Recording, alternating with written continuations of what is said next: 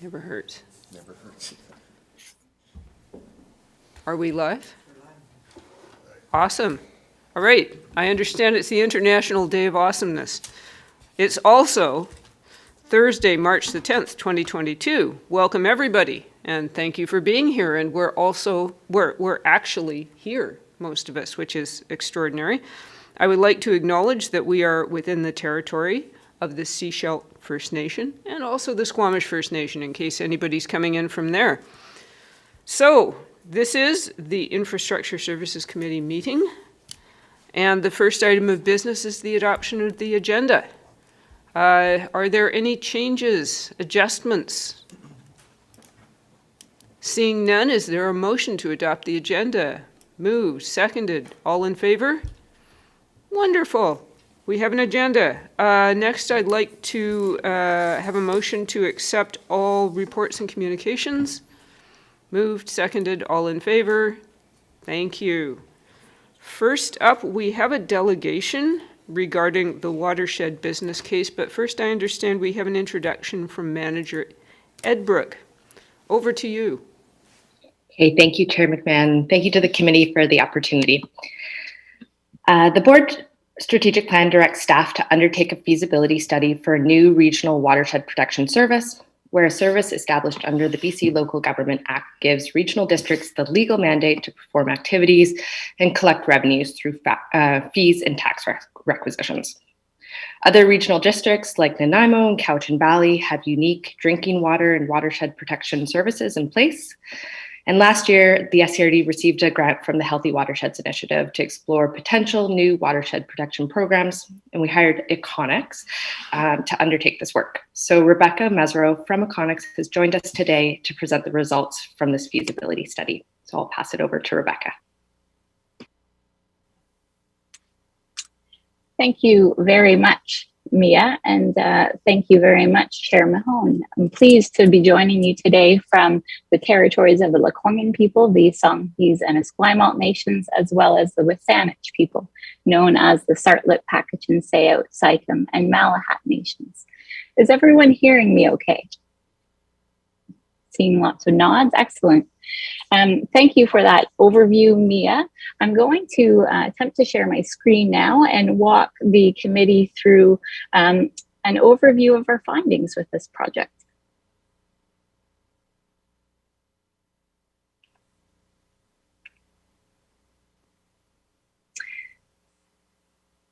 Okay, so this is our second chance to have a check-in with you, but a recap of who we are. We're a Victoria-based firm that specializes in water policy and particularly in supporting local governments with water management challenges.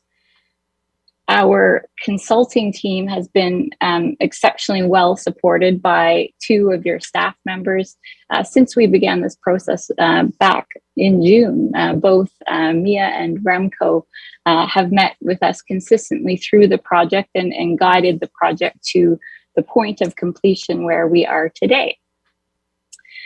In this overview, I'm going to touch very briefly on the background because I know it is familiar to you. I'll talk about how we approached it, and I'll focus primarily on sharing with you the findings from the project and our recommendations. Certainly happy to be interrupted along the way, including by Mia and Remco, or questions that you have, and very happy to entertain questions at the end as well. Just so you're aware, I cannot simultaneously see you while presenting, so you'll have to vocalize if you wish to interject with any questions. So where did the project come from? It came directly from your strategic plan, the latest version of which has an action to undertake a feasibility study to create a new regional service for the protection of watersheds and aquifers. Mia mentioned a little bit of the context behind this being that there are existing services like that in two regional districts in BC. And of course, I think you're all well aware that there is generally I would say, a heightened awareness about watershed health and the impacts of climate change on watersheds. Very fortuitously, you received a grant from the Healthy Watersheds program to support this work last year. So how did we approach the project? Our first order of business was really finding out if a regional watershed protection service is viable and desirable. We supported both the Regional District of Nanaimo and the Cowichan Valley Regional District in establishing their services. But we wanted to make sure, there were similar contexts and a similar strong case for doing so before moving down this path in your regional district. So answering this question really leaned very heavily on input from the Sechelt Nation and other governing authorities in the region, as well as from engaged members of your community and stakeholders. And how we gathered that input was through 2 virtual workshops with governing authorities that are noted there, as well as a series of 12 interviews with key informants, we call them, and 2 focus groups that included diverse representatives of your community, such as youth, representatives of environmental stakeholders, and representatives of some of the key economic sectors in the region. The board, you received an interim update on the outcomes of that engagement. So I'm going to give that a very light touch today in favor of sharing with you the broader project outcomes. It became clear quite early in the project that the notion of the regional district establishing this type of regional watershed service wasn't necessarily a slam dunk in the eyes of everyone we spoke to. And so as a result of that, the project team collectively decided we should also explore to what extent could the regional district increase its involvement in watershed protection activities within its existing services mandates. To approach that, we compiled an inventory of watershed protection activities. You would have seen there's a long list of about 40 of those in the business case study report. We then looked at the existing service mandates that you have under your water supply and distribution services, your regional sustainability service or climate service, and also the 2 planning services that you currently have, being the local area planning as well as the regional planning. We then compared the 2 to identify what are some limitations and other approaches to achieve greater watershed protection in the region. There were really 2 main outcomes from this bit of analysis we did. We found that when we looked at your water supply and distribution services, your service establishment bylaws are very general, very high level, and really give a lot of latitude to undertake more activities than you're currently undertaking. And in particular, a lot of the highest priority activities we heard about from partners and stakeholders seem to be good fits within your current water services. And in fact, you are already working on many of those activities, which was not necessarily known by those we spoke to. So those high priority activities being water supply planning and enhancing communication about water conservation. The second outcome from this phase of the project was recognizing that, in fact, there may be opportunities within other services to undertake more watershed protection activities. As an example, well, you would be limited in your current water services to doing data gathering and monitoring of only current and future drinking water supplies. In theory, through the sustainability service that you have, and through your increasing focus on climate adaptation in particular, it's quite plausible that you could undertake monitoring in other key watersheds in the region, whether or not they serve a drinking water purpose. The planning related actions that were identified in the project include things like increasing the use of rainwater, or making sure that planning tools such as rezoning take into account limitations around water quantity or water quality. And it's important to note, of course, that the regional district is the land use authority in a direct sense only in the electoral areas. So it has the ability to bring in some of these regulatory tools there. But of course, in the other areas of the region, in the municipalities and First Nations, you don't have that authority. And so you would have to rely on what I would call an encouragement or capacity building approach that encourages those other jurisdictions to implement some of these tools to protect water resources.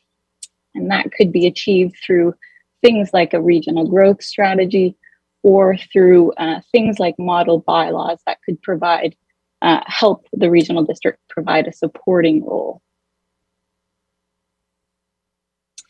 So having confirmed through that process that it seems plausible to do more in the area of watershed protection through your existing services, we realize we now have three options we'd like to look at in the more analytical phase of the project. The third one there being the original reason the project was undertaken, to look at a new regional watershed protection service. And the first one there being what you're doing currently. It's always prudent to include that when comparing options. How we compared these is we really looked at three main criteria. We looked at to what extent could watershed protection be improved under these options, how easy are these approaches to implement, and what are the costs that are both initial and ongoing.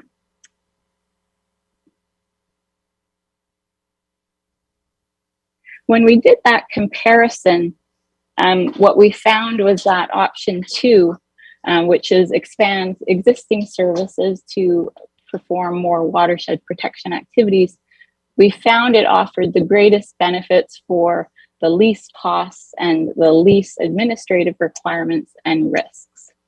And there's a bit of a color coding scheme in this table where, in simplistic terms, red equals poor outcomes or bad, yellow is sort of middle of the road or medium, and green is the best outcomes.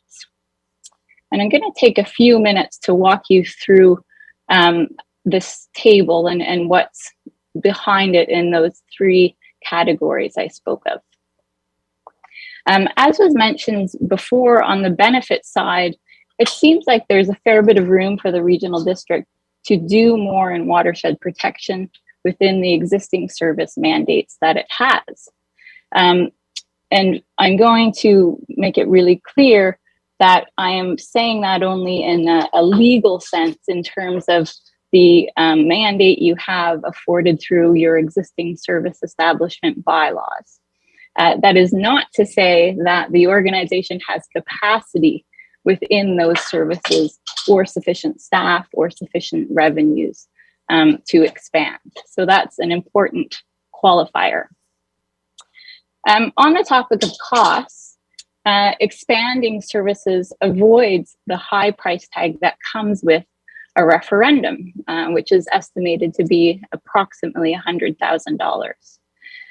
And it's also I would suggest, a more scalable approach. It does not come with the dedicated requisition that a new service would. However, it is an approach that the regional district could grow into in a more gradual sense. Finally, I want to touch on the notion of ease of implementation, that second criterion, because there's a lot packed into this. Very clearly, when we're thinking about establishing a new service, especially as I understand it, where there is a convention of going to a referendum to get public assent for new regional services, there is a lot of process wrapped up in that approach. With option 2, expanding new services, there is also some effort required to undertake planning to see how to accommodate that and to see whether there is sufficient resourcing or how to phase those activities in. Status quo, of course, doesn't require any implementation, hence the green. The other aspect that went into this criterion is thinking about risks. In multiple conversations with members of the Sechelt Nation, they highlighted that ongoing work they are doing with the province on land use planning, including watershed governance, is their focus, and suggested that the regional district instead participate in that process and focus on their more immediate drinking water challenges in terms of water supply challenges. In a related but slightly different vein, some other stakeholders questioned whether the regional district is the most appropriate agency or the best positioned agency to undertake watershed protection activities in the region.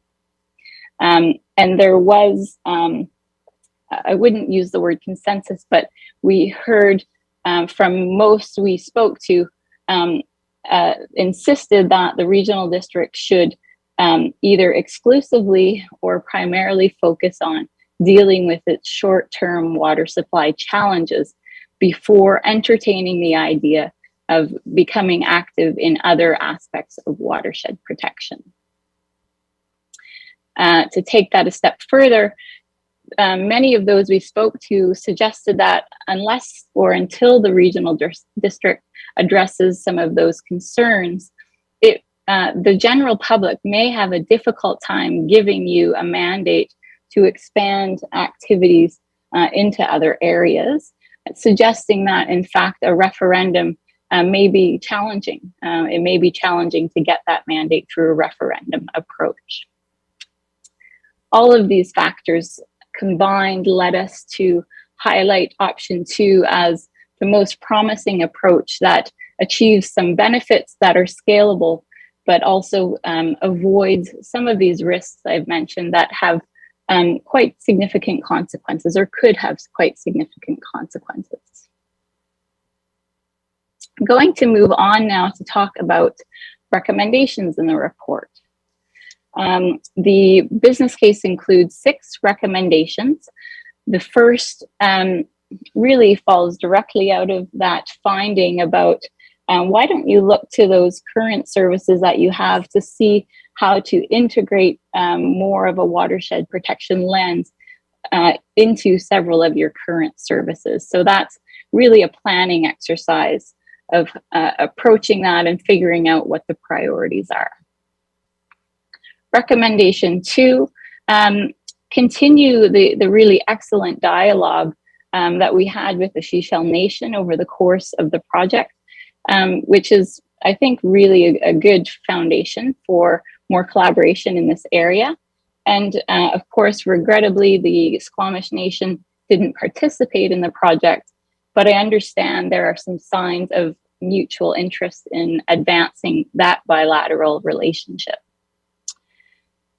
Third recommendation is in fact already underway by your staff. We suggested that a strategic blueprint for water-related activities be developed. And in the time since this report was initially presented as a draft, I understand staff are working away on a water strategy, a preliminary project that would achieve the intent of this recommendation. And that would be to consolidate what appear to be many existing informal work plans to advance water management into a single concise document that can also help the public understand what your priorities are and what your approach is. One of the observations we made during this project was that many of the folks that we spoke to really weren't aware of just how much the regional district is already doing in terms of addressing its water supply challenges and planning for the future as well. So I think that's a significant opportunity. The idea behind the strategic blueprint would also be to integrate some of the watershed protection activities we heard about during this project into what is currently your focus on drinking water watersheds. So what that would likely look like is increasing emphasis on source water protection. So how can you ensure that your existing and future water supplies are both sufficient in terms of quantity, but safe in terms of quality to provide for the region in the coming decades. The fourth recommendation is the necessity of developing budget proposals for activities outlined in the strategic blueprint. And I know very well that budgeting is a year-round process, and I suspect you'll soon be in the midst of planning for 2023. But that's certainly a necessity if the recommendations are to be implemented. The fifth is around your partnering governing authorities. I would suggest that one of the real bright spots in this project was experiencing a high level of engagement and interest from the staff of the governing authorities we met with over 2 workshops. Staff from all agencies were very candid about the opportunities and challenges associated with the regional district establishing this new service. And they were consistently interested in a greater level of collaboration and coordination with the regional district. And that was the case regardless of whether it's within the context of a new service or the existing services that you have. An important qualifier I'll add there is that it's really not clear whether the regional district itself should lead that forum for increased coordination between agencies. That wasn't necessarily clear in the discussions we had. On the other hand, there was no one else sort of jumping out of their seats to take ownership over that. The last recommendation here is to reconsider the establishment of a new regional watershed protection service after addressing your short-term water supply issues. And this is included in the report to recognize that many of the partners and stakeholders we spoke with saw a lot of merit in the notion. And really the overwhelming sense was that it's not the right time to consider this, given everything else that is on the regional district's plate and needs resolution before considering an expansion of mandate. And so that's a bit of a flag to a future board that there is merit in reconsidering this idea going forward.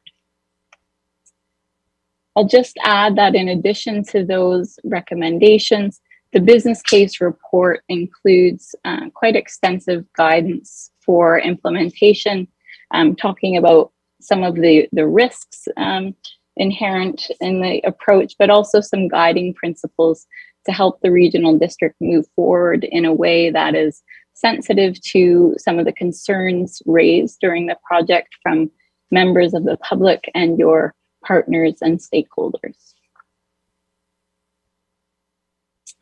So with that, I'll turn it back over to you, Chairman Holm. Thank you. And if you can stop sharing the screen, it will make this easier. Absolutely. All right, we're back. Thank you very much. Okay. Director Ties, you're first up.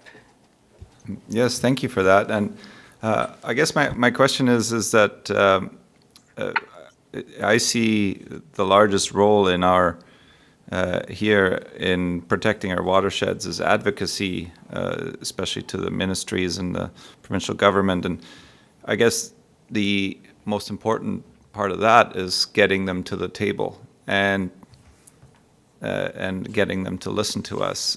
And so I'm wondering if you can comment on whether option 3 would have that much more influence in that way, or whether you think we can somehow get the province to be in regular contact and discourse with us over protecting our watersheds while using option 2. Thanks. Thank you. And through you, Chair, that's an excellent question.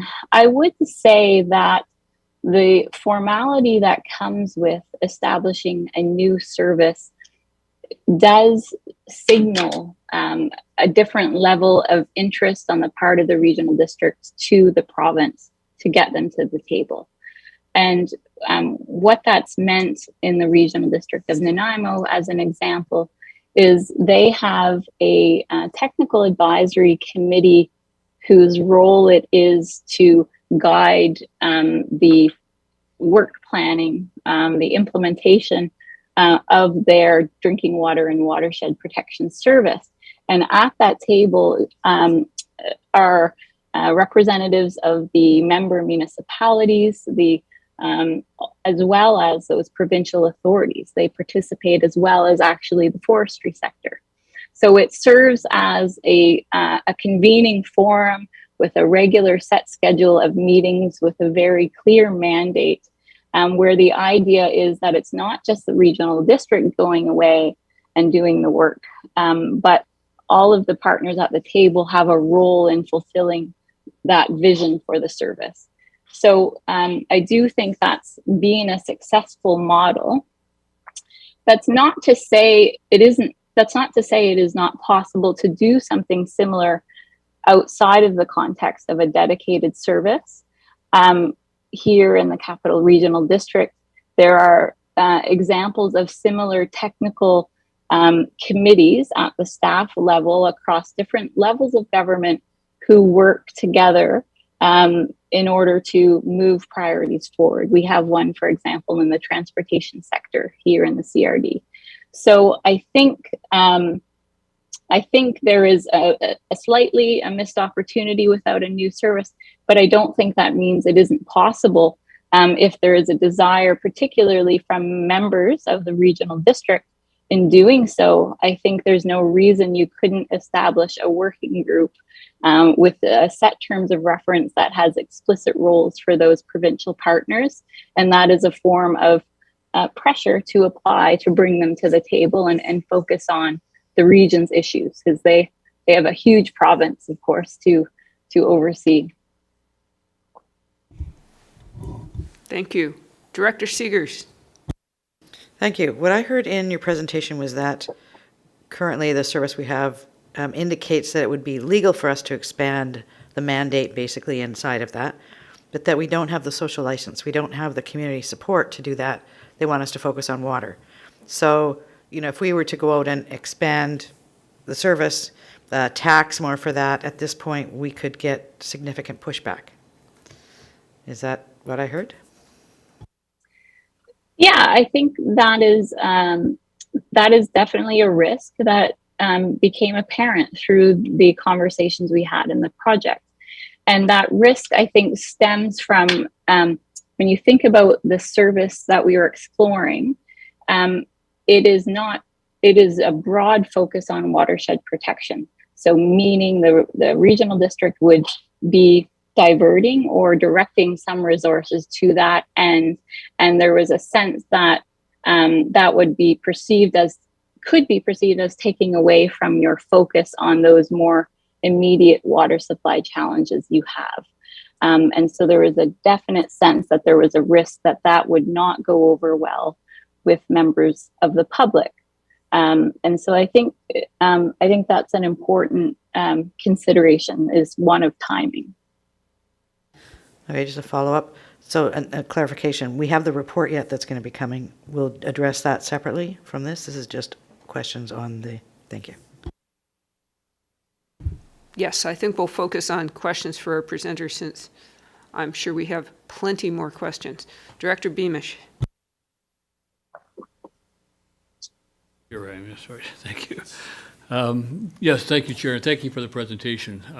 I guess speaking on behalf of the town of Gibsons is going forward, the town of Gibsons is not in the water function, so that we do not get a vote relative to water issues, so that we may be part of a conversation, but that our vote would not be heard, and that would concern me to be part of that, because we are very dependent on the aquifer, and I actually can't disassociate watershed security with water supply, because especially when you're dealing with an aquifer, it doesn't matter how much water you got out of it if you are contaminated from the top end or avoiding or impacting the replenishment of the aquifer by logging up top there and stuff like that. So I do actually believe they are one issue when you're dealing with an aquifer. But the town is not part of the function, so that when decisions are made, either in the planning sector or the regional planning or water, we do not get a vote. So the regional district could support another cement plant, another major development within the watershed that feeds the town of Gibsons, and we would have no say in that process. And that concerns me to be left out of that. But that being said, I would want to have some time with our staff to respond to this report and the idea. And significantly as well, the Squamish Nation is not part of the function. And yet they have a very big part of the land base in this area. The Seashell Nation is, but the Squamish Nation is not. Sorry? Seashell Nation's not part of the function. Seashell Nation's not part of the function either. Not part of water? No. No, oh, okay. Well, there's another big out then. The Seashell Nation is not part of the water function. So that we don't have that kind of conversation that we can share that vote on. I'm looking at the recommendations and probably just a little ahead of the process. And I would see that the first recommendation that asked for comment, but the second recommendation actually directs staff to explore option 2, which almost anticipates comment has been received. So I just, as that comes up for conversation, I'd like that to be recognized. So, so need more time. Concerned. I'm also concerned that the province is placing a great deal of effort and concern and setting aside funding for watershed protection. Would we be entitled to that same funding in that sense if we do not have a watershed function going forward? So just my questions. And there's thoughts out loud more than they are looking for detailed answers right now, because I don't know. Thank you. Thank you. Thank you, Director Beamish. And through you, Chair, I can have a few comments in response to that. Dealing with the funding matter, establishing a new regional service essentially provides a new dedicated source of funding through your tax, your requisition, or your parcel taxes. And so I would suggest it provides more financial certainty to these activities rather than a reliance on occasional grant funding from the province. There is, of course, a lot of flux right now at the province, even in terms of ministry mandates over water management. But it's notable they have included, again, new grant funding for watershed protection in the province. But what we have sort of consistently advised clients over the years is to not wait for provincial leadership on these issues. They have a significant mandate and significant challenges all over the province. And that's precisely why we've seen some regional districts come out ahead and decide to take leadership in an area that, generally speaking, is considered provincial jurisdiction. So I would say that without establishing a dedicated service, you are potentially increasing the risk of there not being dedicated, consistent funding for these activities.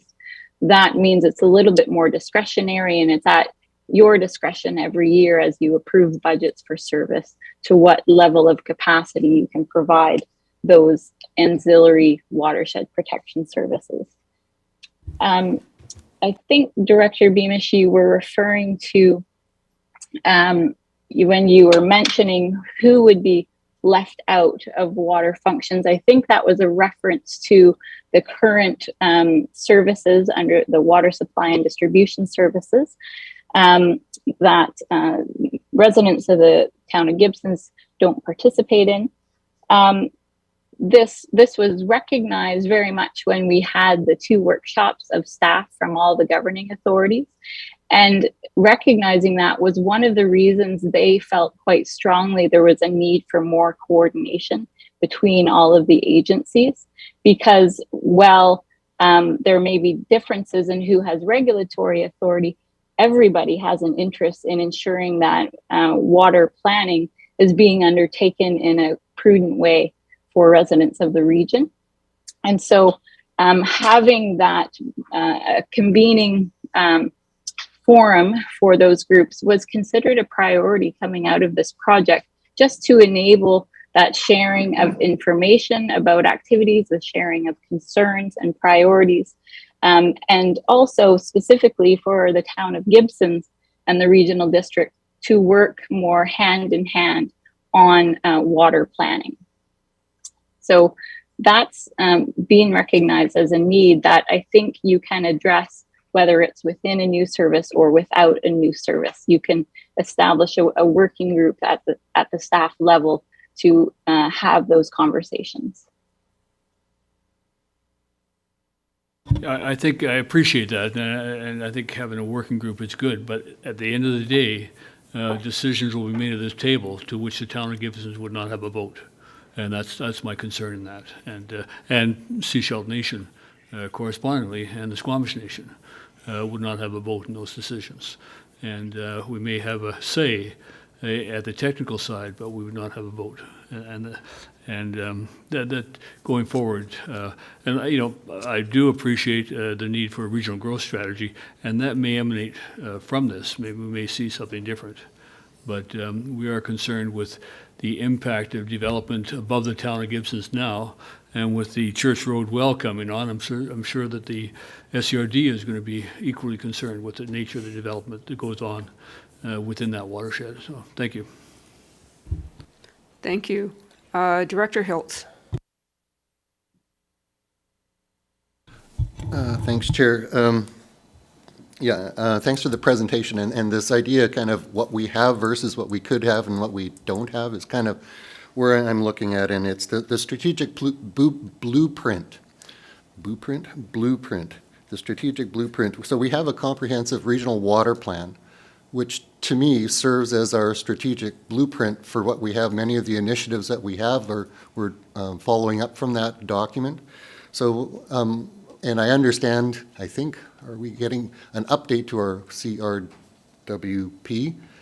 in the future? So the relationship between the strategic blueprint and the comprehensive regional water plan, do we have, is that a strategic plan right now, I guess is the question, and what would a future strategic blueprint look like?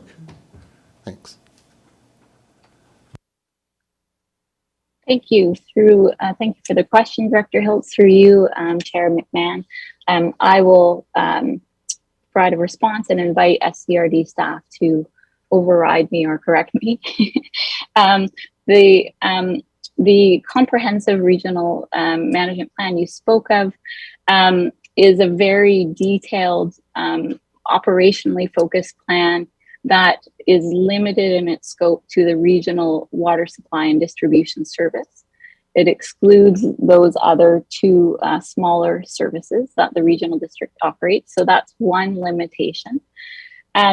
I think also the regional district has made considerable progress in implementing actions in that plan, and there is a need for refreshing and updating the plan specifically to you're very much in the process. You're caught up in very short-term responsive management at the moment, trying to deal with annual water supply shortages.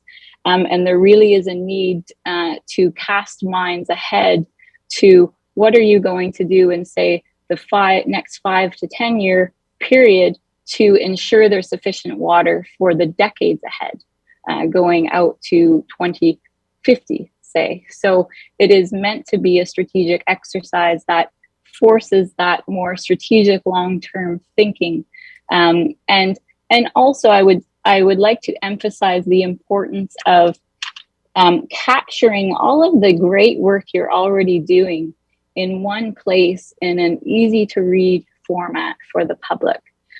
It's incredible to see how much you are already doing on this front, but there does not seem to be a lot of public awareness of the activities you're undertaking. So I think it's an opportunity to invite that conversation with the public in a way that informs them of what you're already doing and invites them to provide feedback on the long-term strategy for the regional district.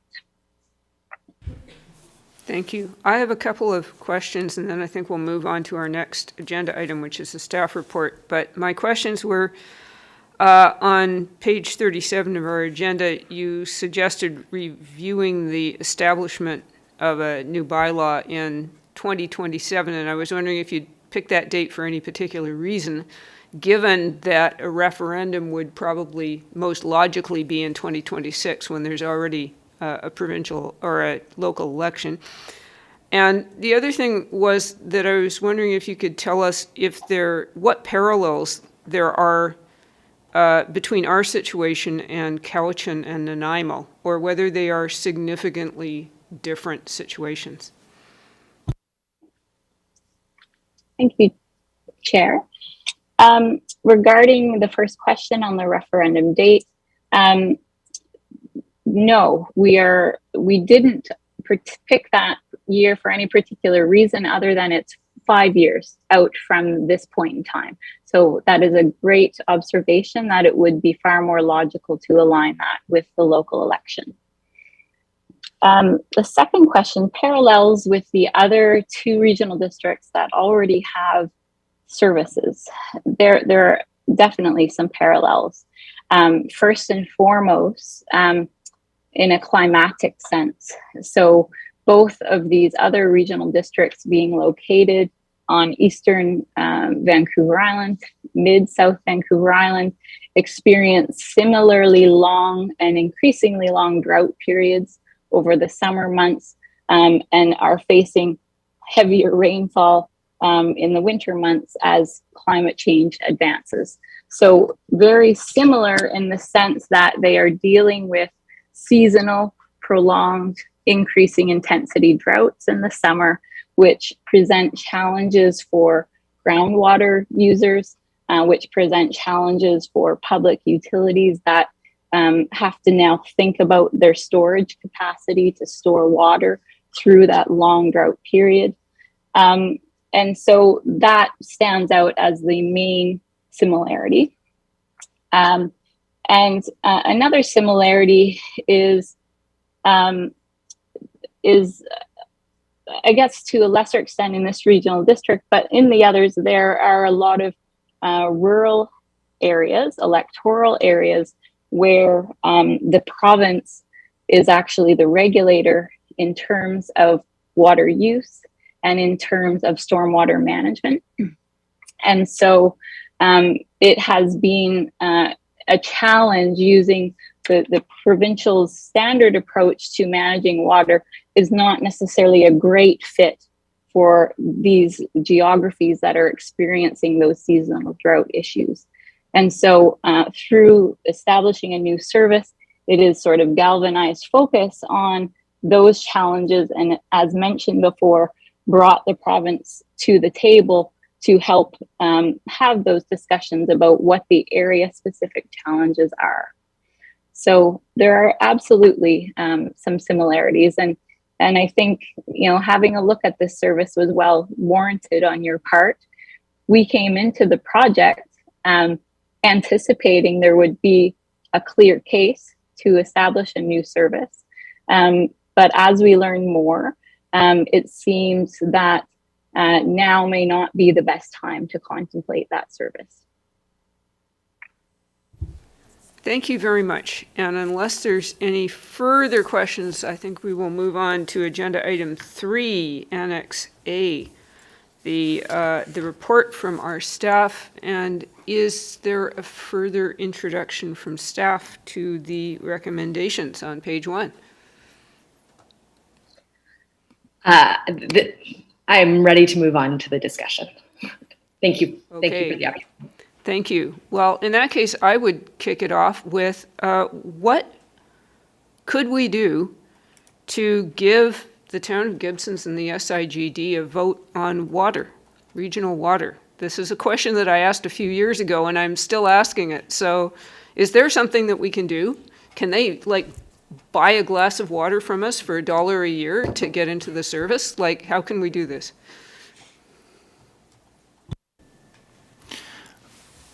Thank you for the question. Without the corporate office in the room, I'm reluctant to provide a very detailed answer to this question, because most likely I'll be missing something and provide you with incorrect answers. However, I think the situation is different between the Shishel Nation and the town of Gibsons. In order for the town of Gibsons to participate, we will need to take them over to their water system. That will be the only option. And Shishel Nation, there are different agreements and rulings at play there that are impacting it. But it's not easy. It's not a glass of water. Thank you. However, what I want to add to what was just discussed at the previous agenda item, in terms of voting, the town of Gibsons, of course, and the Shishel Nation has a vote when it comes to regional planning, not to specific planning applications, but when it talks about regional growth, etc., it's definitely OCP. That's where regional planning comes into play, and so that's where you will have the vote is there for the parties. Thank you. Thank you very much. Director Beamish. Yeah, with that said, could I ask staff what the status is of the water agreement that has been negotiated since I was the CAO, actually? Has that been signed yet, or has that come back before the board? Thank you very much. The bulk water agreement is still not being updated between the two parties, so it hasn't returned to the board yet. Thank you. Thank you. Director Seegers. Okay, so I don't understand why we would have to take over and manage their system. I mean, I don't know why that is, but I'll take your word for that, but I'm sure we're going to want more information about that. And then if we look at the report on page 3, I think this is one of the pieces that really plays into why we don't actually go forward and do a new service now. So on page 3, second last paragraph, says the SCRD learned more about the Shishel Nation's ongoing work with the province related to land use planning, which will include watershed governance. Shishel Nation and the province will engage the SCRD on this work in the future. In addition, Shishel Nation agreed that there is important work they should collaborate with the SCRD on, including monitoring around watersheds used for drinking water supplies. So the way I view this at this point is that if we were to go ahead and start putting in place potential additional service to deal with watersheds where we don't actually have the jurisdiction, we would be running right into the work that's being done by the Shishel Nation and the province. So I think that piece needs to be done first before we can find out how we fit into that. Is that kind of how I'm reading that? Thank you for the question. I think that's. I think ongoing discussions with both nations are required to exactly understand what they're working on, how they view their jurisdiction, and where they see where we can add to that based on our jurisdiction. And I think of note is there that depends on if it's work required that can be done on a water service, then it's more from a source protection perspective, then it might be different what we can do under current services than, for example, when it's more a planning related matter, regional planning.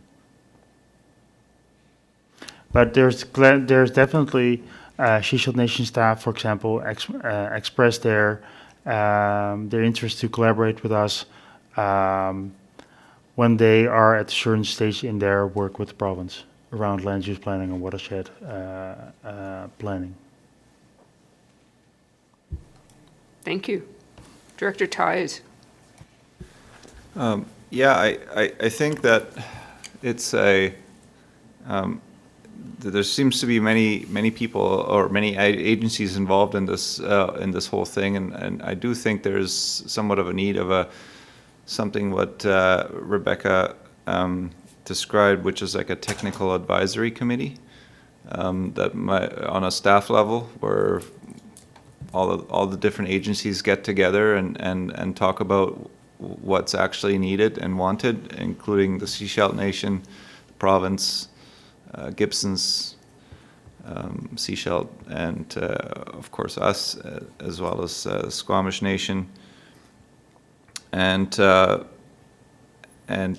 think some sort of intergovernmental meeting on a regular basis for all the elected folks to discuss everything that the Technical Advisory Committee has come up with might be a way that we can sort of create some of the benefits of option 3 without actually creating option 3. Those are my thoughts. I don't know if that's anything that's realistic, but I do think that there needs to be some kind of a forum for all the staff to communicate in an efficient manner, sitting around the same table rather than trying to figure out who is doing what. Thank you. Any comments? Aha, go for it. Thank you. There were ultimately, as part of this project, 2 meetings between staff from local governments and the province. And at the last meeting, one of the topics, and I think this was already identified by Rebecca as well, was how do we want to move forward? And there was a clear consensus that there was a benefit of talking to each other, connecting with each other, learning about each other. There was further discussion needed on, okay, what would be the exact focus and the format. But the fact that we were talking about watershed protection as a group was considered really beneficial. I think one of the big learnings, Rebecca touched on it as well, from RDN and CVRD is the fact that there is a dedicated leadership. There's somebody taking the lead and somebody spearheading, and one point of contact, for example, also towards province, etc., etc. So I think that is something that could be accomplished under both models, but having the dedicated time and intention focus for somebody really to take the lead in organizing these meetings and supporting the elected in the advocacy work, etc., I think is a key element for it to be successful. Thank you. Thank you. I'm just going to jump in here because I wanted to talk on the same topic. And Rebecca mentioned the question was who should lead a forum for collaboration, and I think that's the nub of the problem that we have here. On page 2 of our agenda, it says the Chapman Creek Source Assessment Response Plan was developed in 2011 in response to an order from Vancouver Coastal Health and to support governing authorities and stakeholders' response to risks to drinking water. The plan was finalized in 2012. The effectiveness of its implementation has been limited, as a lot of the proposed initiatives required governing authorities other than the SCRD to take the lead, and no mechanisms have been established to arrange for this. This is a chronic problem that we've had. Around the same time, we had the 2011 Integrated Transportation Study and also the 2009 Delcan Integrated Stormwater Management Plan. Both of these reports have been sitting on the shelf for the last decade for exactly the same reason, that we have no mechanism to require governing authorities to take the lead or even to come to the table. And so it seems that we have been stalled for 10 years and more on regional initiatives that require the support of senior government. So I think this is really the $64,000 question, is how can we move regional planning forward? That's what regional districts were created for. We were supposed to coordinate regional planning, but it seems that we've had zero success with that, at least in 3 significant areas over the last number of years. So I think that we need to determine a strategy going forward, and perhaps to learn from other regional districts to see if they have had any more success than we have in moving these important planning initiatives forward. For instance, a regional growth strategy, if we have no control over where roads are built, then we're not going to get very far with growth planning unless we can bring Modi to the table. So that's my observation. I don't know if staff has any observations. Thank you for the opportunity to respond. The source assessment response plan was a really community effort to bring it together. But and it was approved by the board, but it was lacking an implementation plan that was supported by the elected or representative from the parties that actually were required to implement it. And I think that was where it was lacking. It was a good overview of what could be done, should be done, without the support from elected to actually get it done. And I think the suggestion, for example, from Director Thijs that it just said to have an interagency body overseeing the work of a technical group might at least allow for some of that electoral oversight and commitment to be achieved. Thank you. Director Thijs, your hand is still up, is that? All right, then it's Director Seegers. Oh, I'm sorry, CAO. I wasn't paying attention to you. Well, perhaps I should have put my digital hand up so you could have seen it. I was just going to add a couple of other general comments to what GM Rosenboom had said. If we go back to that time when some of these reports were written, our planning staff back then was about the same size as it is now, but we didn't do things like development permits or anything like that. So the workload has gone up exponentially for us. Some of the things that were mentioned, and Remco already mentioned this, they didn't lead to actual board direction to support some of those recommendations. And I'd have to go back and unpack a lot of this to verify it all. But even if there was some direction given, and again, I'd have to go digging into it, it's unlikely it was resourced, or that our existing resources or the resources envisioned would match what would be required now. And if we go back to the province of BC during that time, the province has had a few periods where there was a lot of turmoil as downsizing or reorganization or different things have happened, ministries, collapsing, expanding, and this was one of those times as well for the province. And if we think that at a regional district or local governments we're having problems with turnover or having the same people being able to keep a file for a period of time, It's a lot worse in the province and the feds, where you could be dealing with, 6, 7 different people in charge of a particular file at any one time, and most of your conversations start with, "Hi, I'm new. It's nice to meet you. I'm still getting familiar with the file." So it's a complicated question. You're correct, and it's something that we are. Moving forward, I think we're going to slowly get our feet underneath us a little better, but it can be frustrating when these things sit for so long. I recognize that. Thank you very much. Director Seegers. Thank you. So at the meeting where you had these various parties coming together, was Seashell Nation there? Did they have representation at that meeting? Yes, they were Okay. at the table. So I know that we're talking watersheds here. I know there's another conversation that we haven't had with them, and that's around water supply, water meters, all those kinds of things. Has that ever been broached with them? Is that something that we have to follow up and have that conversation? And at what level? Elected level or staff level? There are specific. When I talk to staff from the Shishat Nation, it's of course about the water supply. It's about water conservation. We haven't had recently the discussion about participating in the service, if that's a question. Because if it's participating to the service, then of course that would allow for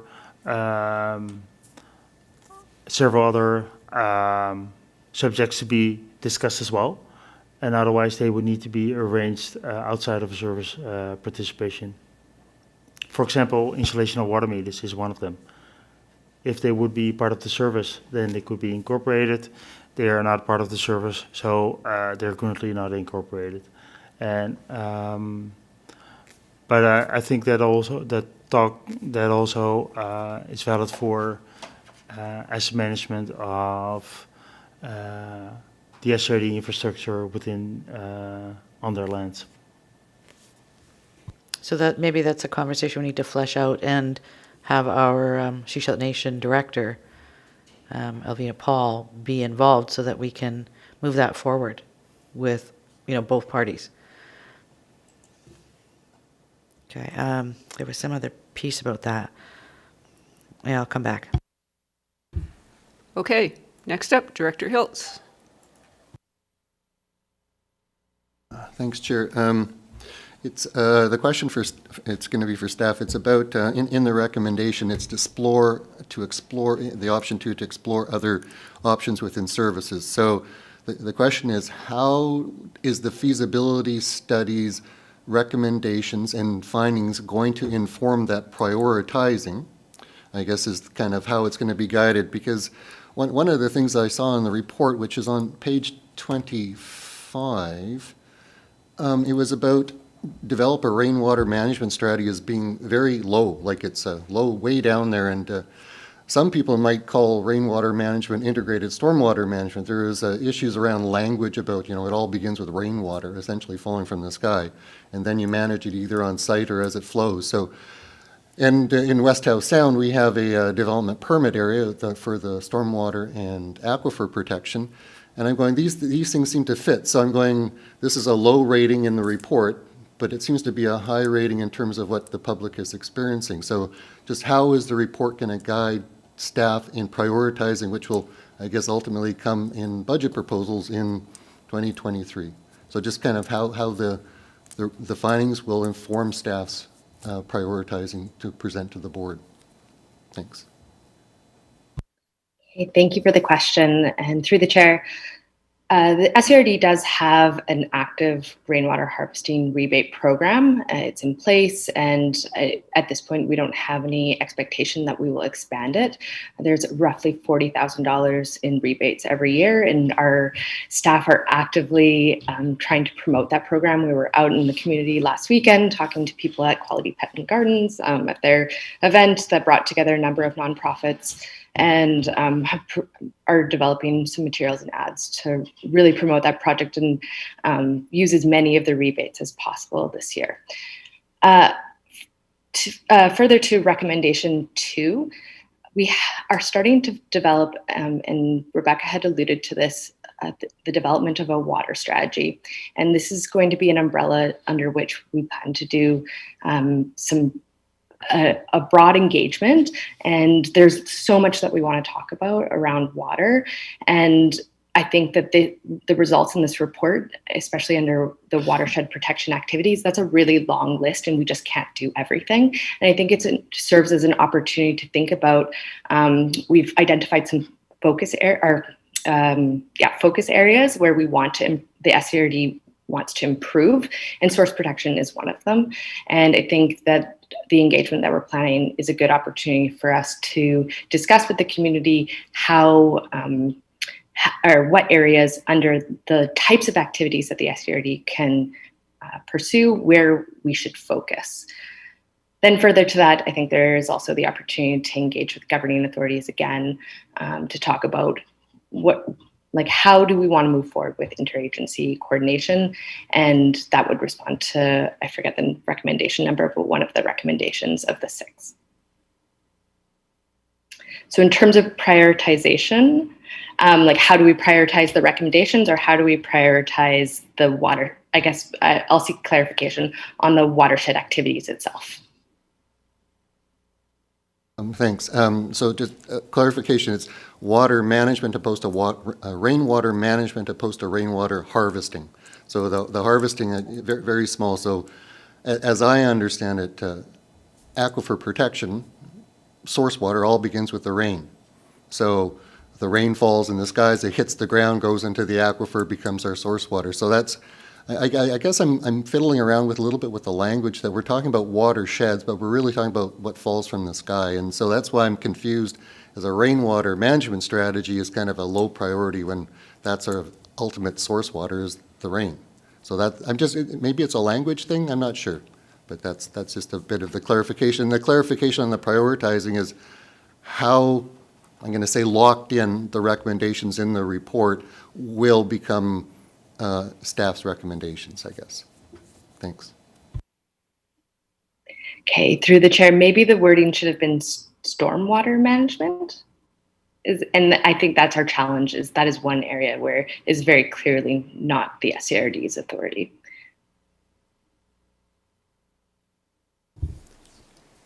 Okay, Director Lee. Thank you, Chair. It's a very interesting discussion.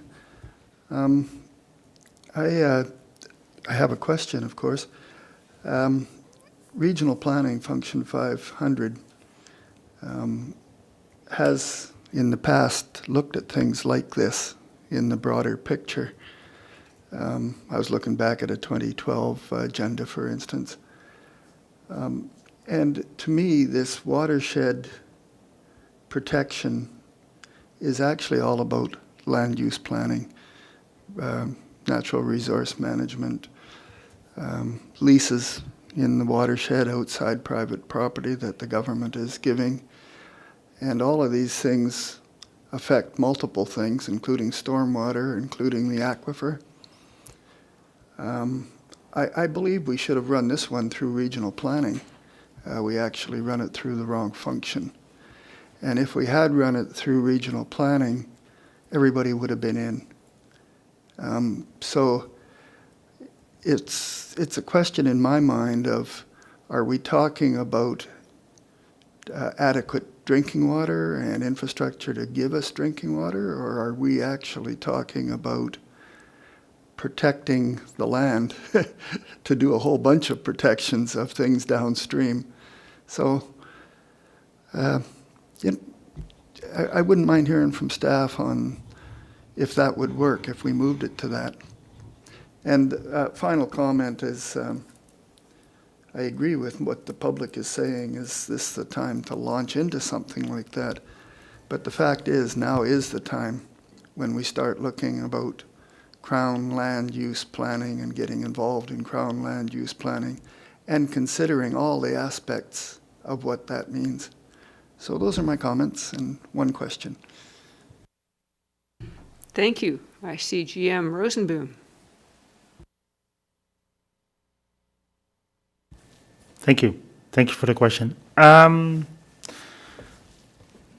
To remind, this study was initiated as part of Function 150, which is regional feasibility studies, because it was intended to confirm if there was an appetite to establish a new function. And regional feasibility is a function that everybody has a vote in. So from that perspective, it's all inclusive. One of the outcomes can be, and that's part of, I think, option 2, is to see what is the component that can be of the desired work that can be included, can already be completed under regional planning. Where can climate sustainability functions play a role, and where are the water services essential to fulfill some of the work, to undertake some of the work. So I think that's part of the further exploration that needs to be done. And I think this report outlines some areas where regional planning could take on additional watershed-related work. Thank you. And I agree with you, but in your remark that a lot of watershed protection has to do with land use, and linked to the remarks earlier by Director Seegers, that's really the discussions that are currently going on between the province and the Sechelt Nation and the Squamish Nation, and where further discussion is required. What is our added value? Where can we add to that discussion in an effective manner? Thank you. Thank you. Director Beamish. Yeah, I also agree with regional planning. I had a note about that too, is that would include us all, because and there's still some tension between rural planning and regional planning when you understand that Area F has a aquifer protection development permit, which doesn't exist in Area E, which is right above the town of Gibson. And so we need to kind of align those in some way. But I want to go back to the studies that were done previously in 2009, 2011, and they haven't moved forward. And discussion around lack of capacity, lack of direction. What's changed? Do we have capacity today to go forward with a technical committee and work to implement coming on this project, or where's that funding going to come from to do that? If it doesn't come from an allocation or a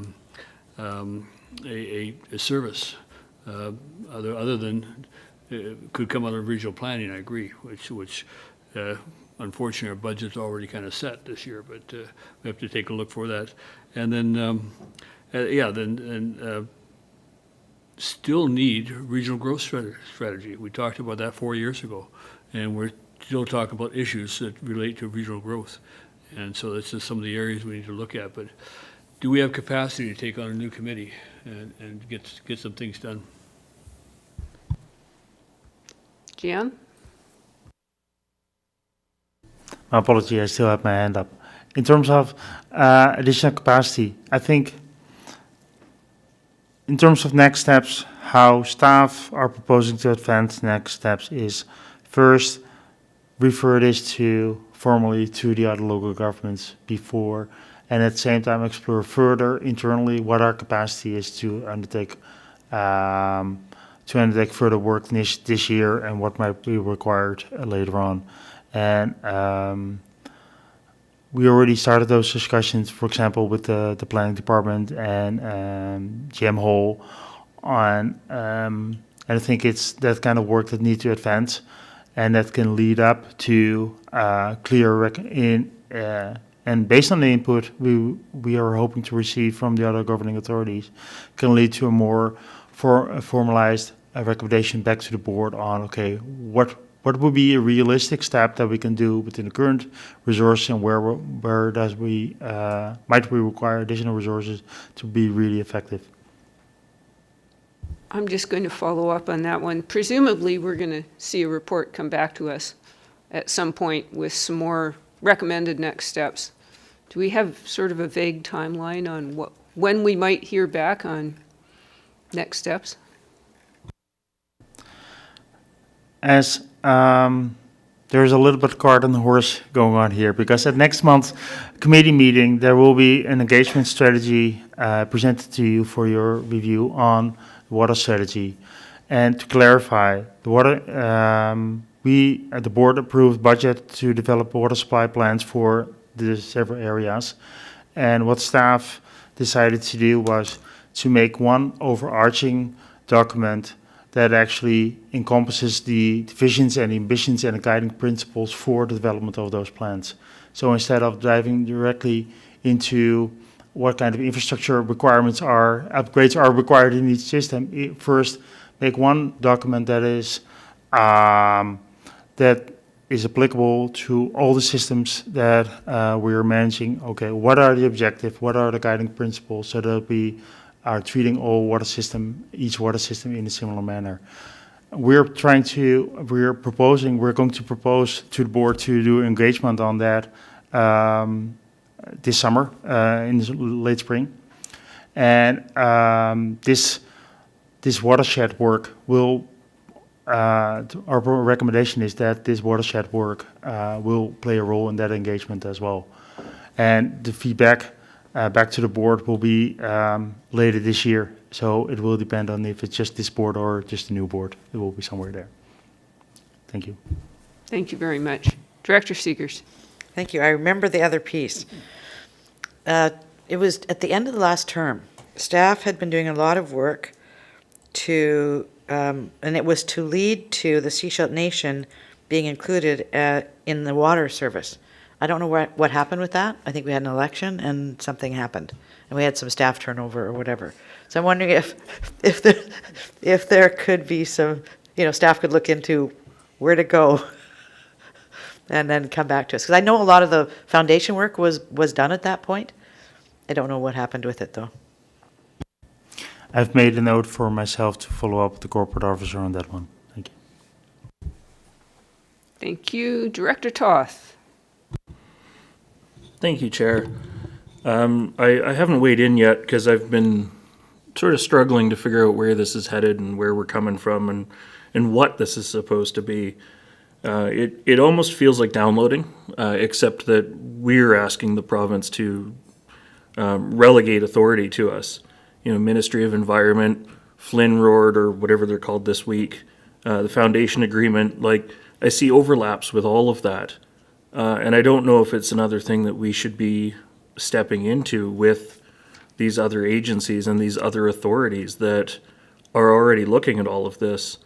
I think, option 2 is a safe step forward, but I think until we hear back from the other jurisdictions, even option 2 might be premature in my mind. But just to come back to the recommendations that we've got in front of us today. Those are my comments. Thank you. Thank you. Director Pratt.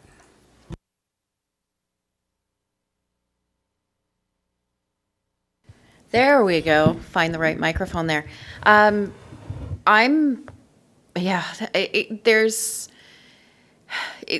a huge, this is a huge important thing that we're doing in protecting our water and looking at this.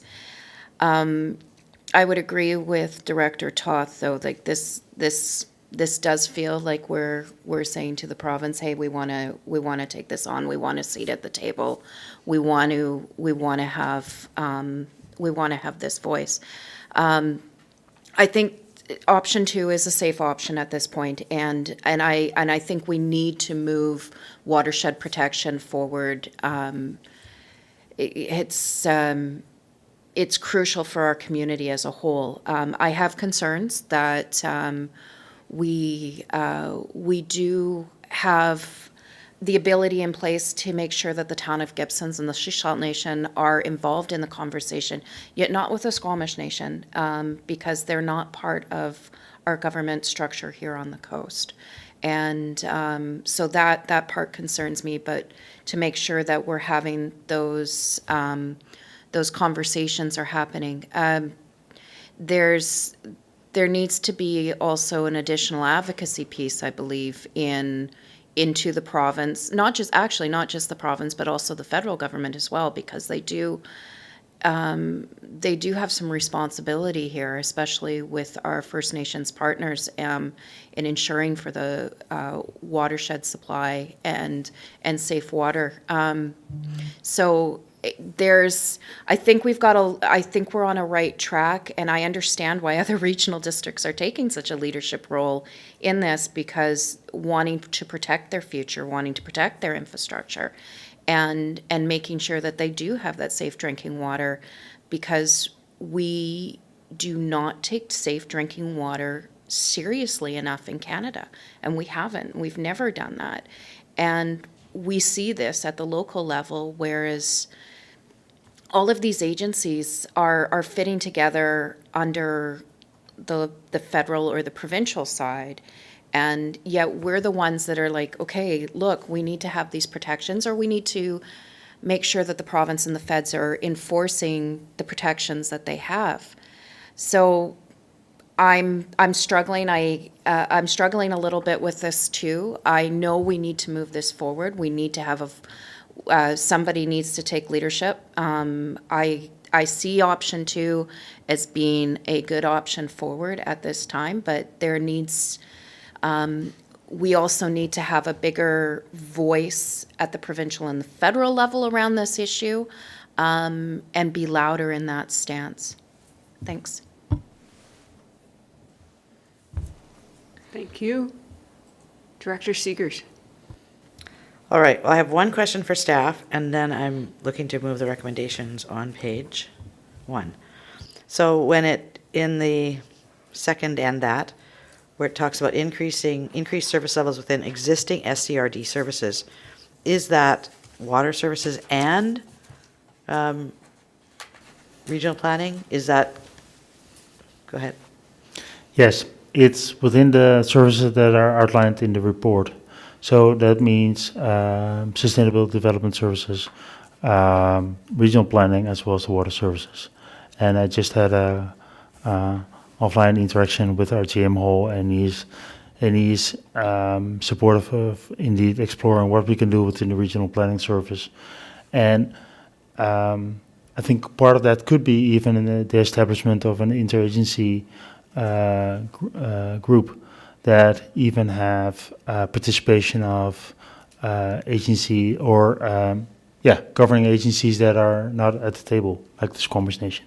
I think there's nothing stopping from inviting them to the table because it's a non-voting group. Perfect. I'll make the recommendations as on page 1. Do I see a second? No? All right, good. We have a seconder. All right, we have something on the table. Yay! An hour and a half, and we got something on the table. I'd request that they be taken individually, the recommendations.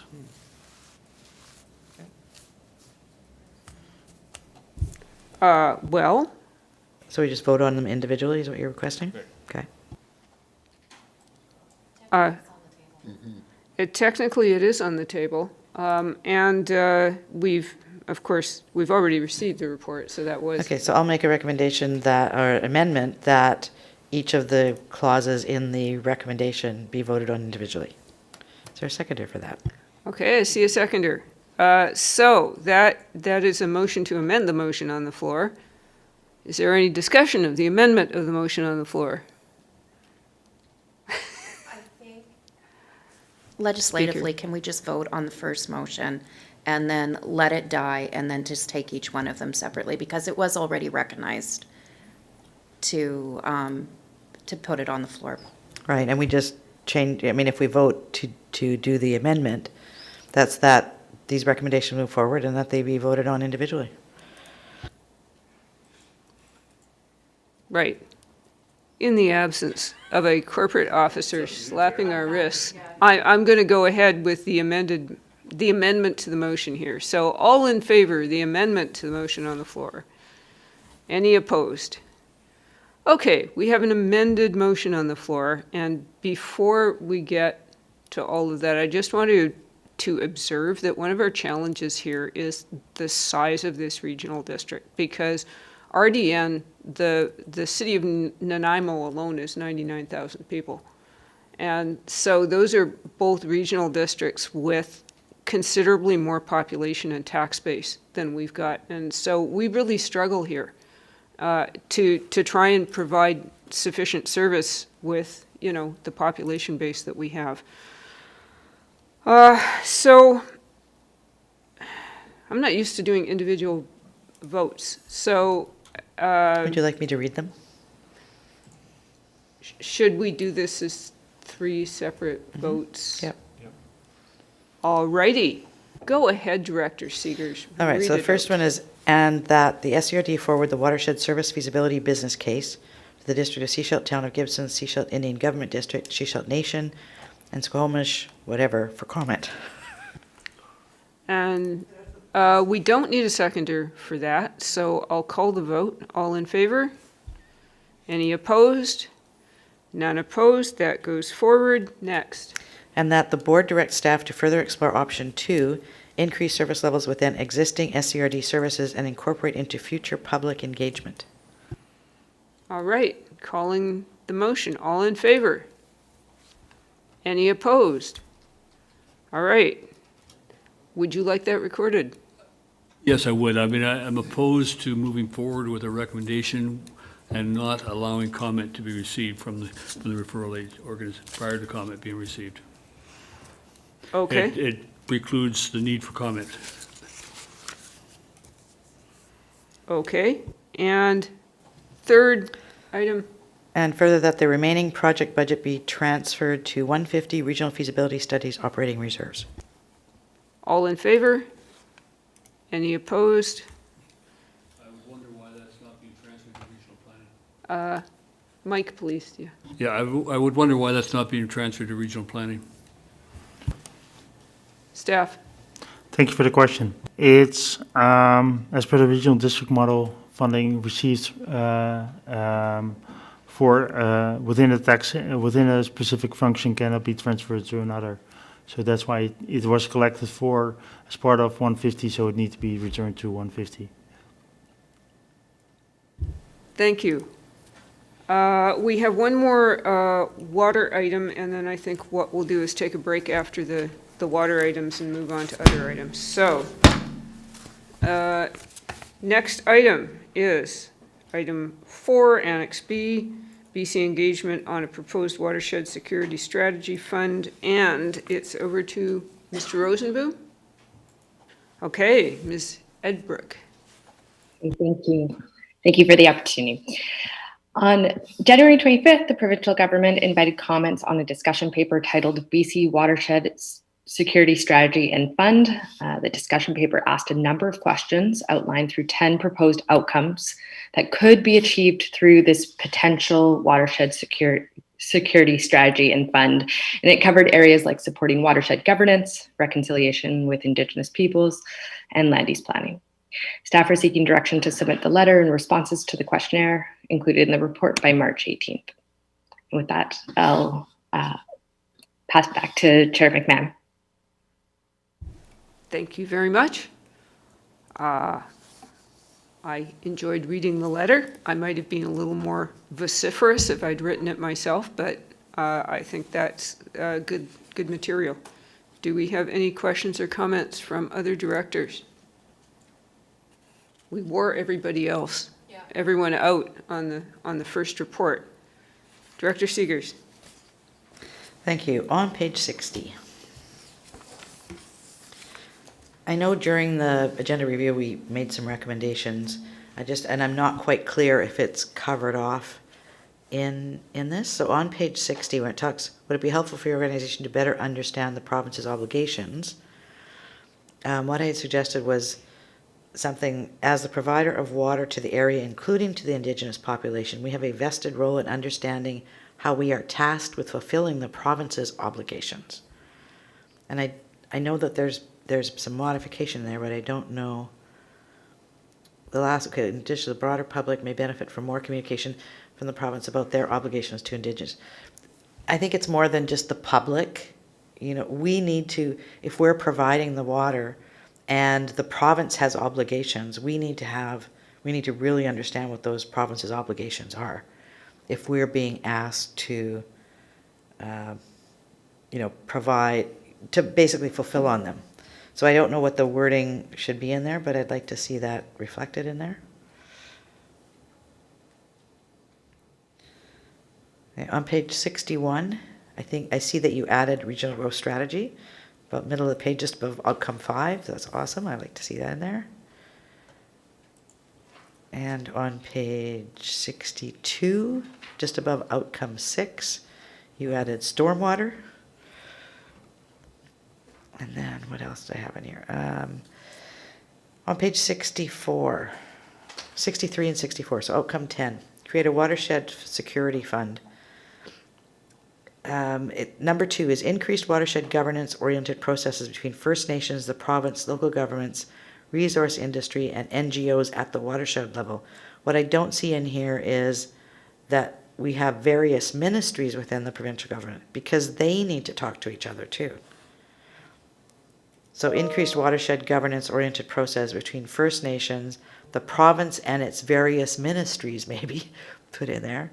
Local governments, resource industry, because one of the things we're running into with stormwater, for example, is you got so many different ministries that are they each have their own piece, but they're not talking to each other. So if we're looking at creating this watershed security fund, how are they going to talk to each other? That's a piece that we need to have happen. Let's see.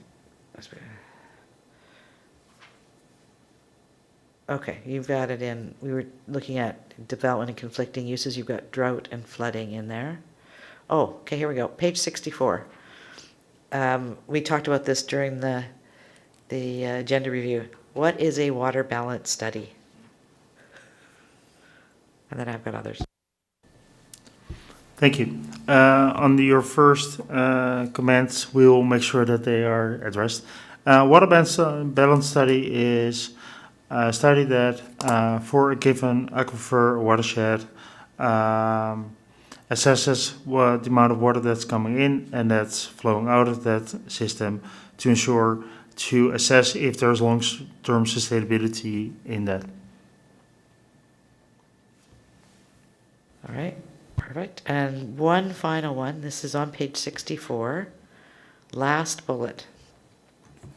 So making resources and funds available for the agricultural sector to conserve water, reduce reliance on potable drinking water, so as to reduce impacts on local watersheds. I think it would impact or read what we are looking to say there. And that's all I've got. Thank you.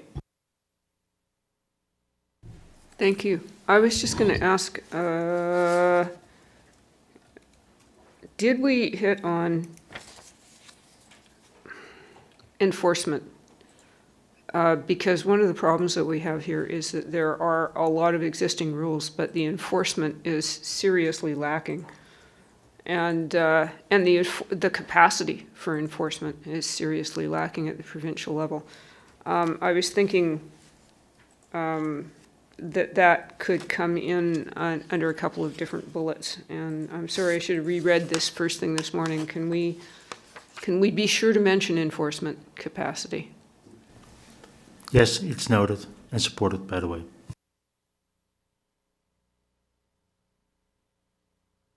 All right, I just wanted to say thank you to staff. I know this was a combined effort with a number of different departments.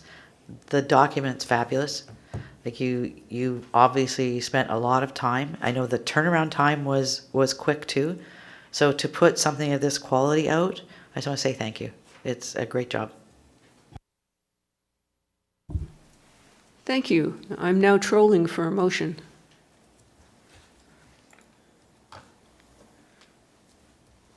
Director Seekers. I will move the recommendations as on page 54. Seconder, seconded. Any further comments? Seeing none, I'm calling the question. All in favor? Any opposed? Seeing none, thank you very much. All right, that takes us to the end of the water portion of our agenda. So I'm now going to suggest that we take a 5-minute break until 11:10.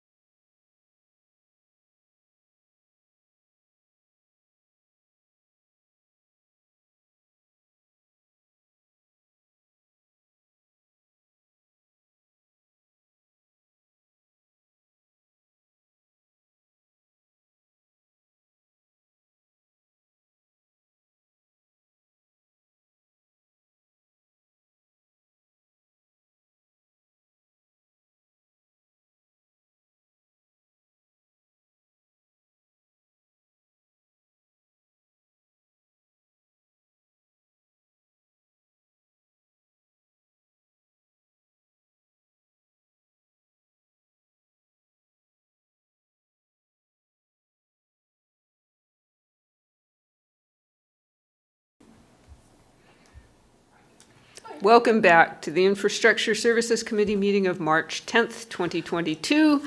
We have managed to get through 2 items and a delegation on our agenda, but there's lots more to come. So here we are, item 5, Annex C, SCRD's approach to archaeological assessments, and it is Manager Rosenboom. Thank you, Chair McMahon. Since 2016, the SRD has been ensuring that the heritage from the local First Nations is protected while undertaking any work on our water systems. We did so by applying for a multi-assessment permit under the Heritage Conservation Act, my apologies. This report outlines the benefit of this approach to the SRD and how that fits within the SRD's reconciliation efforts. With the upcoming expiry of the current permit, the purpose of this report is to review the current process and seek direction on next steps for archaeological work related to SRD's operations in general. Thank you, and staff are more than happy to answer any questions. Thank you. I'm looking for hands, virtual or real. Director Seegers. Thank you. Page 67.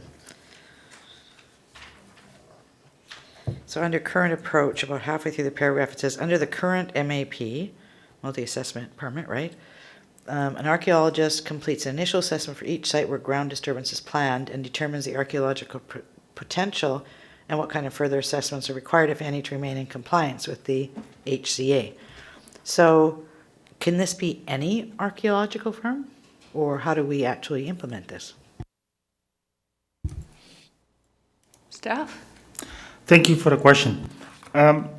In theory, it can be any archaeological firm under the Heritage Conservation Act. It could be that as part of the referral from the Heritage Archaeology branch, they refer an application to the First Nations for input. And at that process, at that time, there might be a preference expressed for some firms because of certain relationships they have with certain nations, which is quite common. Thank you. Thank you. Director Ties.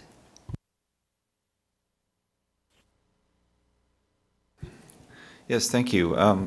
As some or most of you may know, I have a constituent in Roberts Creek who has lamented the lack of board-directed policy in regards to the requirements around archaeological assessments.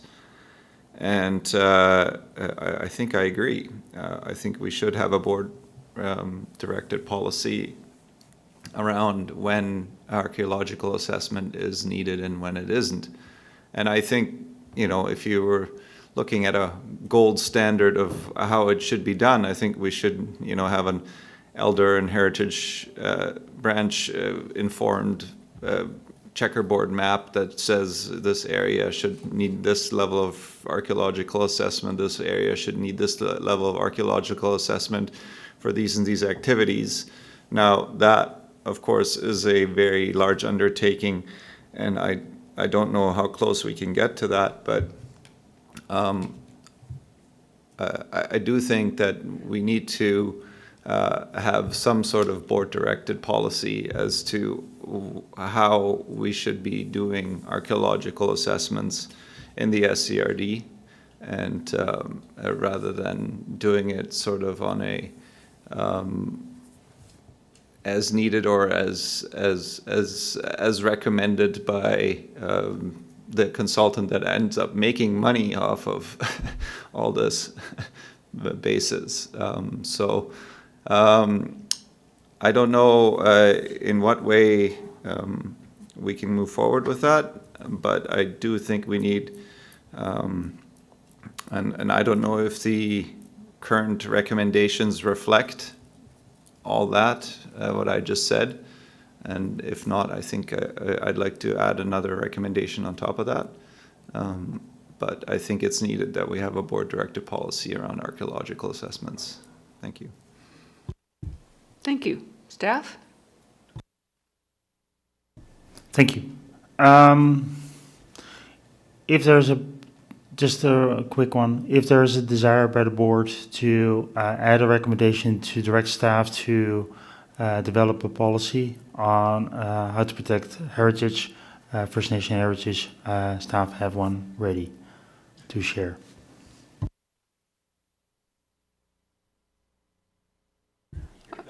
Okay, process question. Do we need to add that to the current recommendations? Can we do it separately?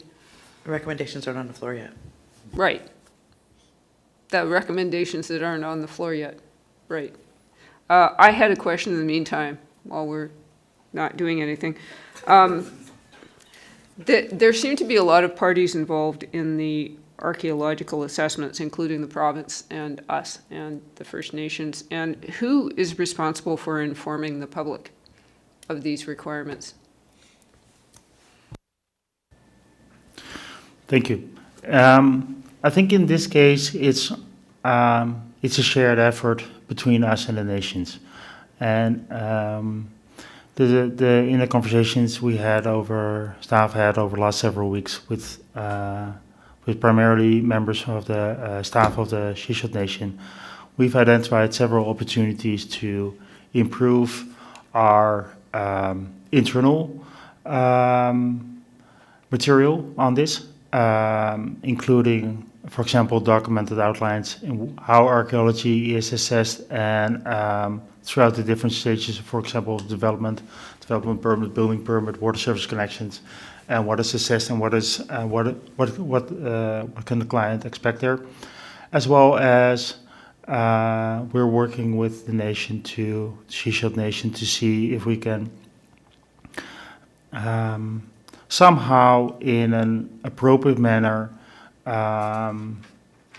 show some of the results of the work that has been completed to date, so that we can clarify the community. This is what we have found, without disclosing the exact locations, because we don't want to provide any damage there. Bentley?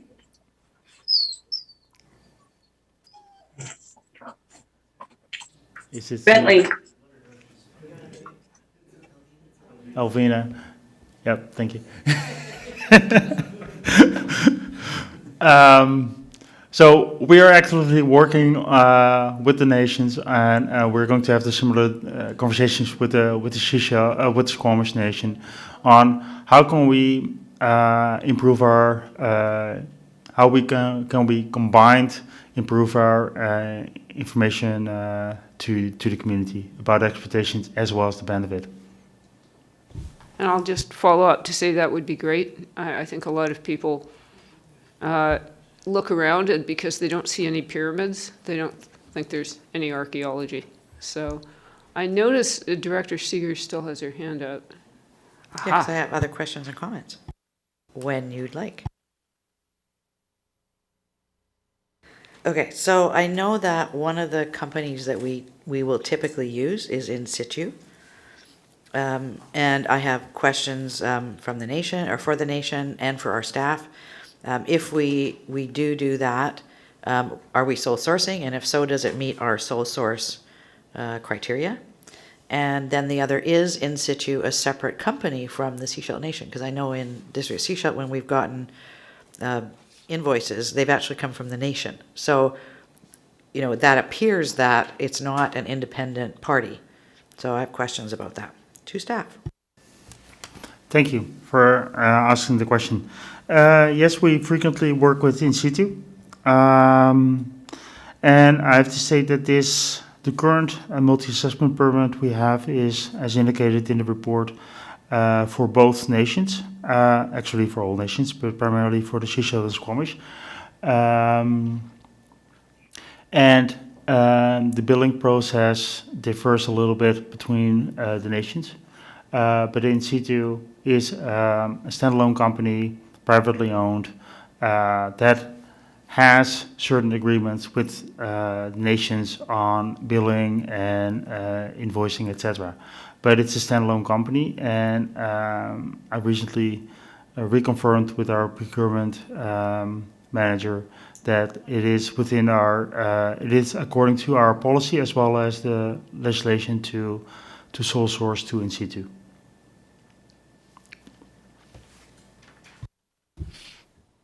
Okay, Director Ties?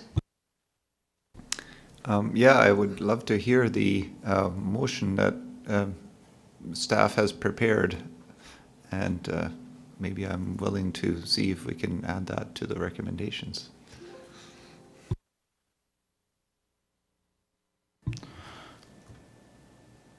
I've put on the screen that to protect heritage resources and in the spirit of reconciliation, staff develop a heritage policy for the board's consideration, considering the heritage protocol with Seychelles Nation and the heritage policies of the Seychelles Nation and Squamish Nation. I think that should be concerning rather than considering. The board's consideration concerning the heritage protocol. No, I think because you're trying to get those protocols considered. It's not concerning them. Yeah, it's considered. The purpose of the language isn't that it's concerning those protocols, it's considering those values. So the awkwardness around consideration and considering is recognized, but the purpose is to develop this considering those things that we already have information on. Very well. Director Pratt. So, heritage policy. Rather than the word spirit, could we use the word commitment?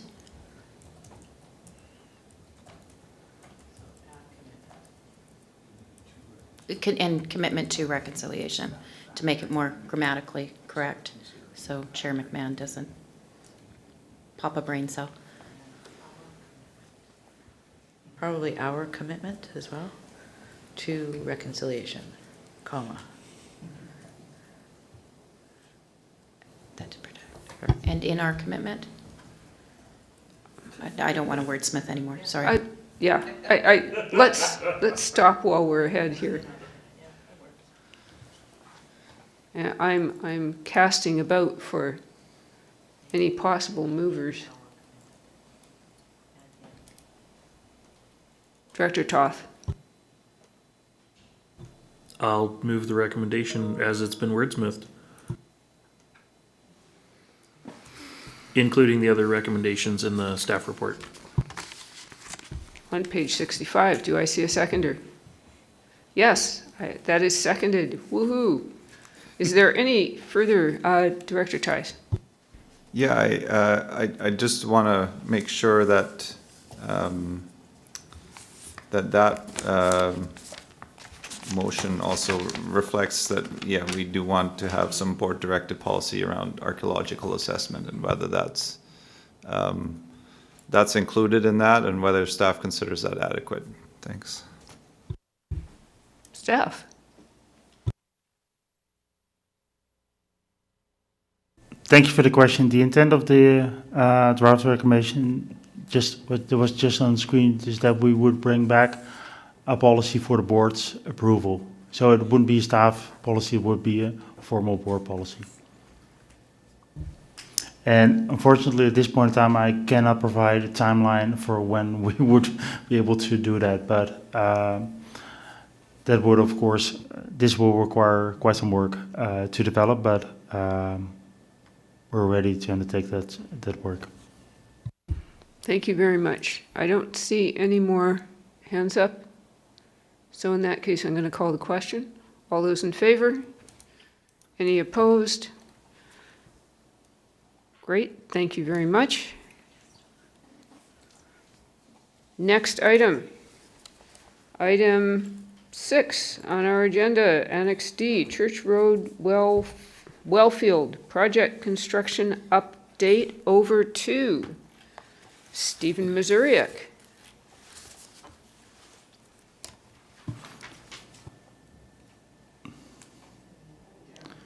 I think he is still in the gallery. Can he be added? Thank you.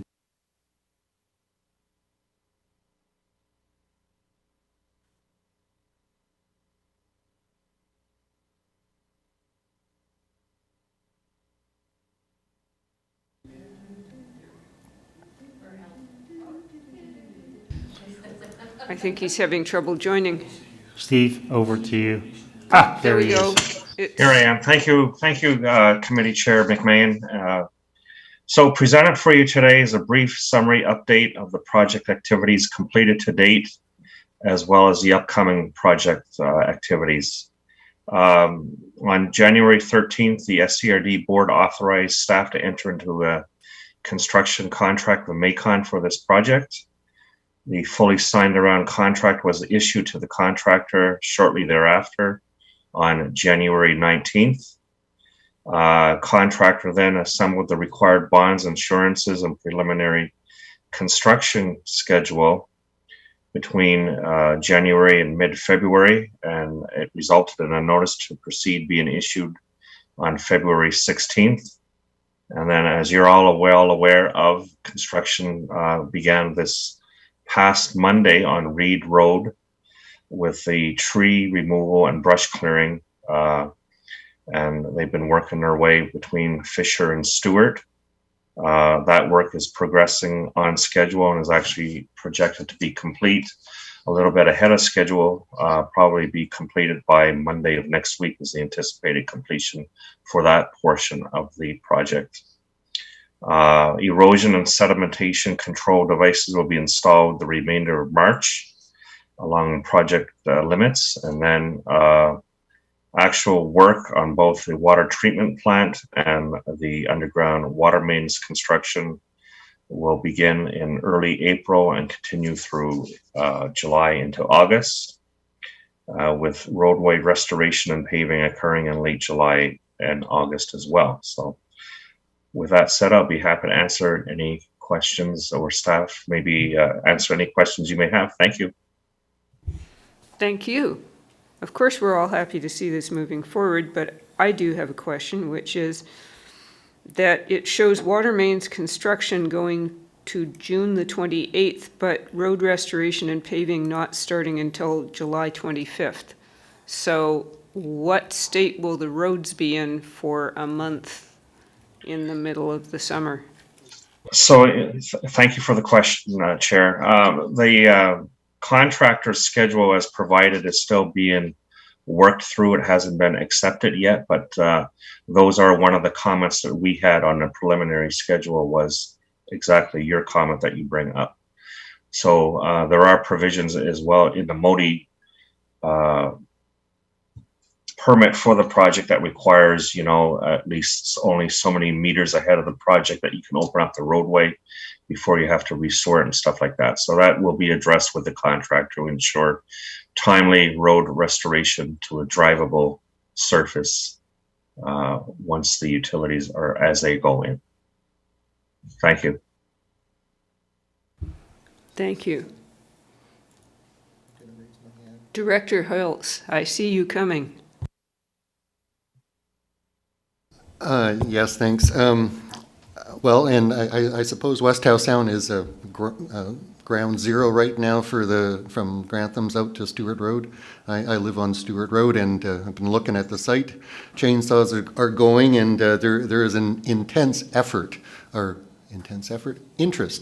on the public side. And what's becoming clear is the public only knows little bits of the project, and they don't see the whole project for what it is. And so that's kind of what keeps coming up as a surprise, is they thought it was this and it's really this. So the communication is in terms of the public expectation of knowing what's coming.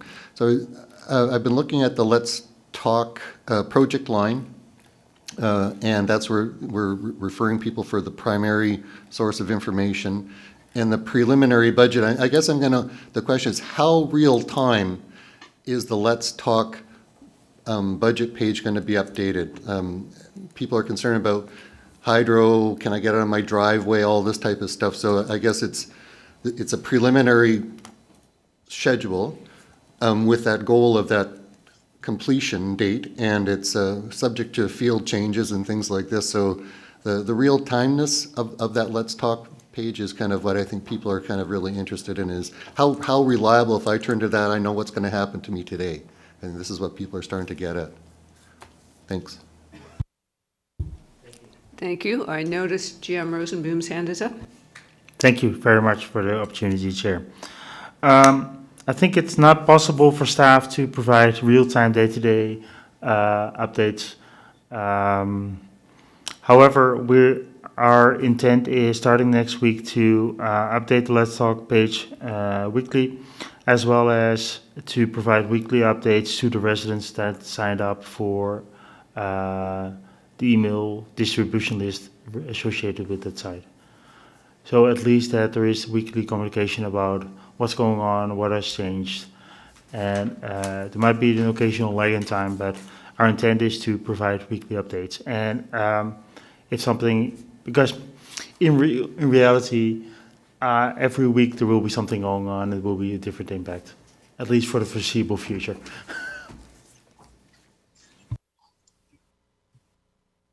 Yeah, so the follow-up on the weekly updates, the comments I'm getting back from people, I have signed up as well to see what's coming, and nothing is coming. So just to say that something's coming and that you've been received, I think would be useful at this stage. And just on another comment about the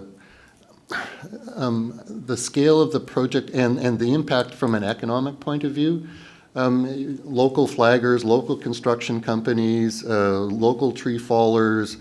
So I think that's something that people are really recognizing, that it is, whether that was through our social procurement in some ways, but the impact of this project on the community and the people that are benefiting from the employment, I think is something that is kind of not necessarily seen in some ways, but that's what I'm seeing, is people are saying, oh, I know so-and-so, oh, they're from there, oh, they're from there. So there's a lot of community on the ground, which for this large project. So thanks very much for the updates.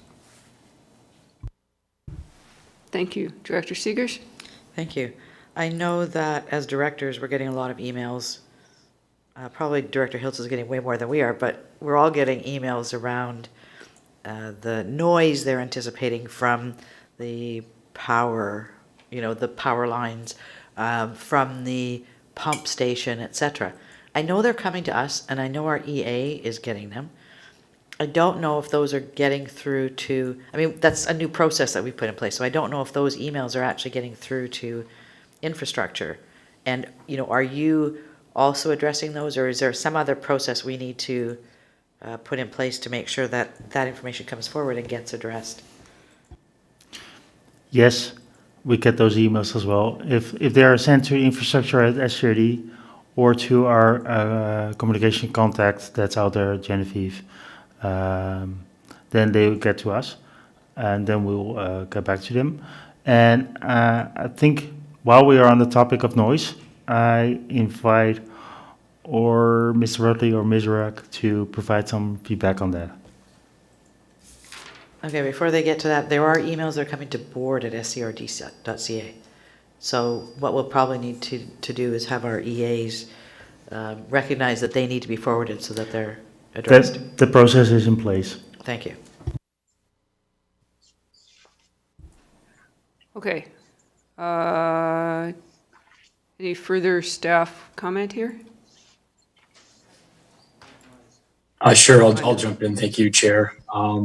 To speak to the potential noise generation from the generator and the water treatment plant and pump station facility, we did have a noise study completed by our consultant during the design phase. Based on that, their design, their assessment, additional sound attenuation was included for the generator. So the anticipated volume from the generator, which will be only running during, testing monthly perhaps, and in power outage situations, would be about 75 decibels at 7 meters away from the generator, which is about the property line. And that's about the equivalent of a dishwasher running. The pump station, the building itself, has also been designed with sound attenuation in mind. And the anticipated volume at the property lines from the pumps inside the facility is about 45 decibels, which is about the equivalent of a refrigerator humming. Sorry, and then the other one was the actual power line. So I know that when you have high voltage, that's the word, high voltage power lines, there could be a buzz kind of that's around that. Is that what we're anticipating there? We have some slides prepared on power for the next agenda item. Great, we'll get there. I had one more question about traffic. So the portion of Reed Road that is south of North Road is not very heavily traveled, except perhaps by people who live on Stewart Road. But the rest of Reed Road there up to Payne is a very, very heavily traveled road. So will there be traffic diversion plans? Will they be shared with us? How about the folks living on Cemetery Road? They are very worried about the potential volume of traffic they're going to get through there. Thank you for the question. So to answer your question, yes, actually the contractor is working through a traffic control plan.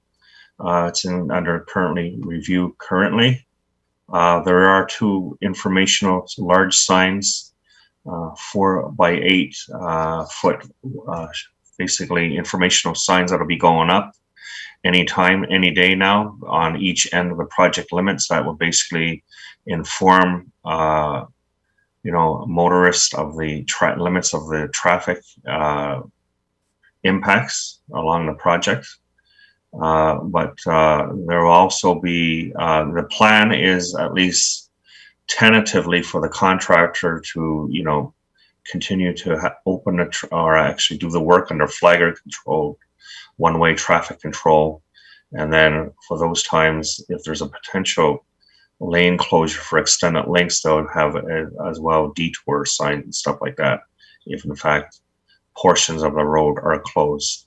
But as it stands now, it's just to be under traffic control, flagger control, with adequate signage in place. Thank you for the question. Thank you. I am a little concerned about the ferry traffic, because when 350 cars hit that intersection, even on a good day, it's not a happy situation. And is there any chance of getting a local traffic only sign put on the intersection there with Cemetery Road? Sure. Yes. Thank you. Yes, that can be accommodated. Yes. Thank you. Thank you. Director Hiltz.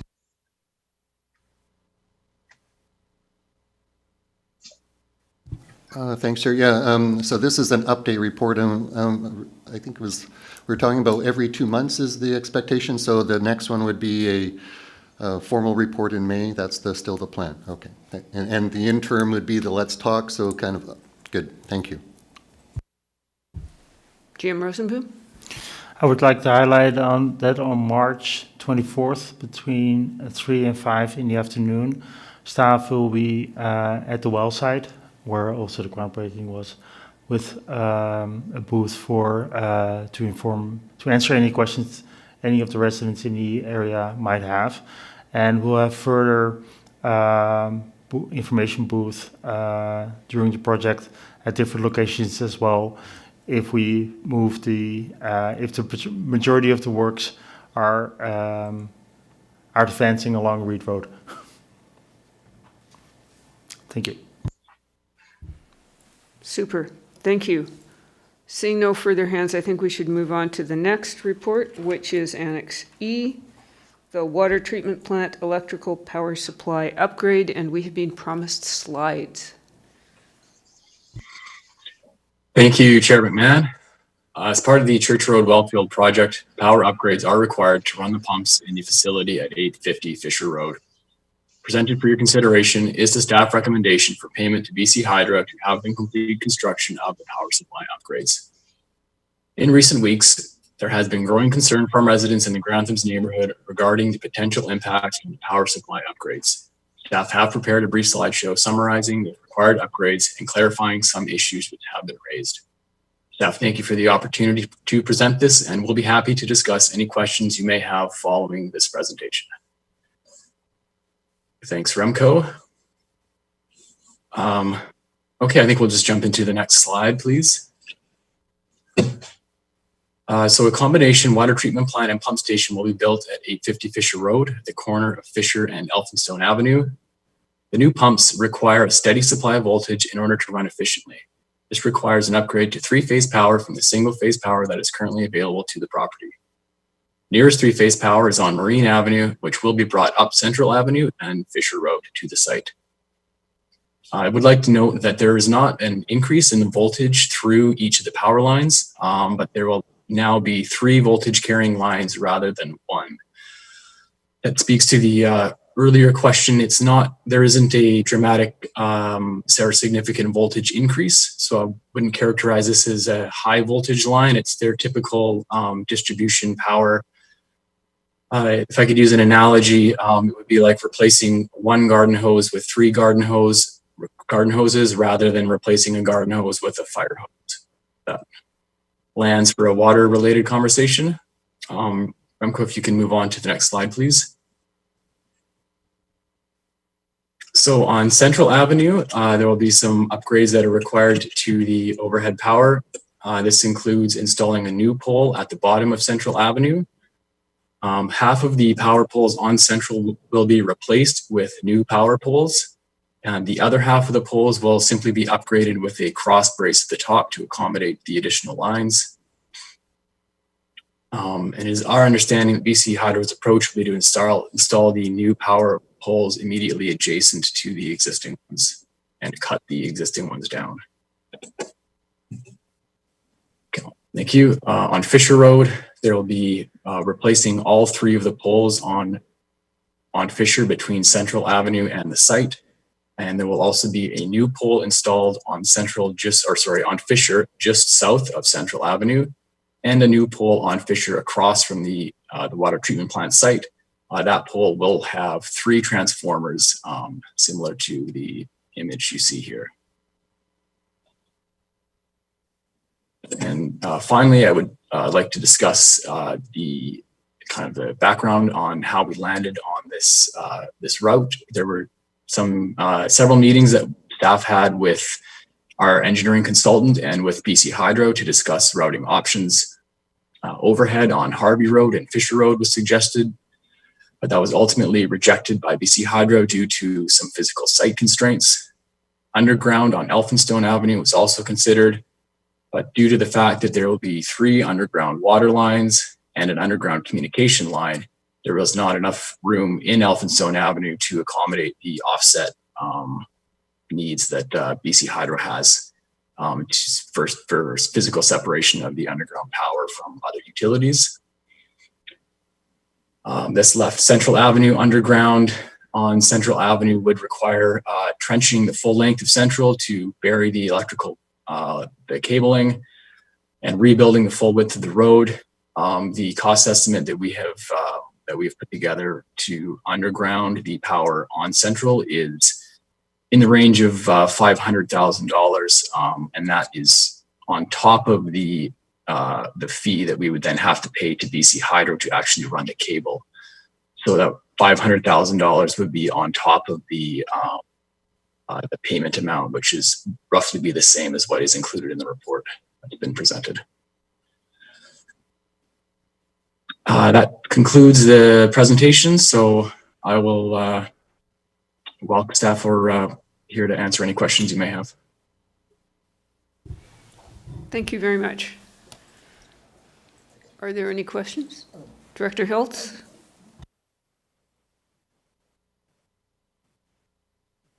In that case, Director Toth.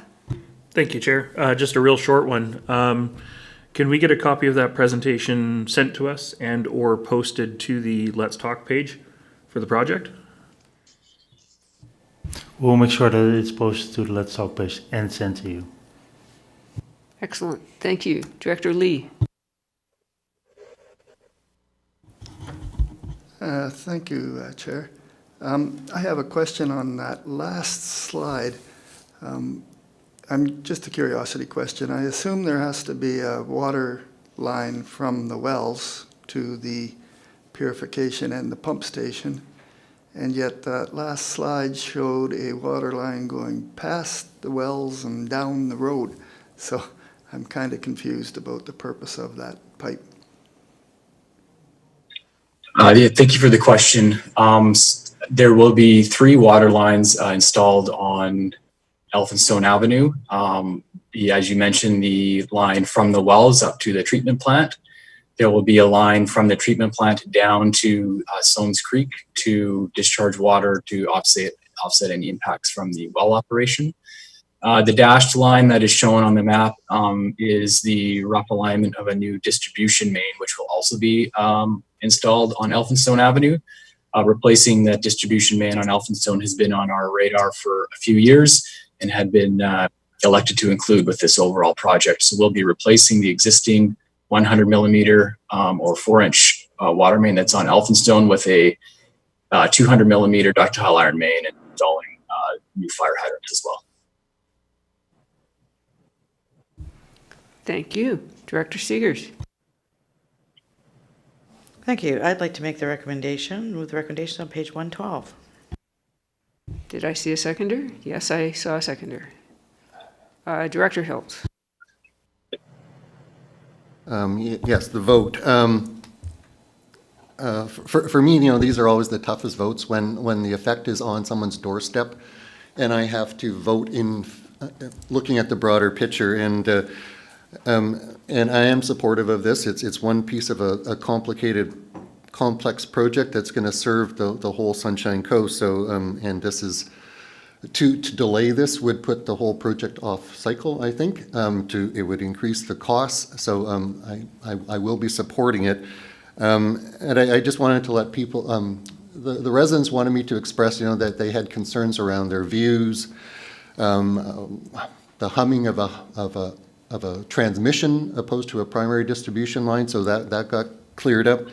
But the topic that I would say it's probably not within BC Hydro's mandate to consider the view corridors for people. So, BC Hydro is there to provide a service.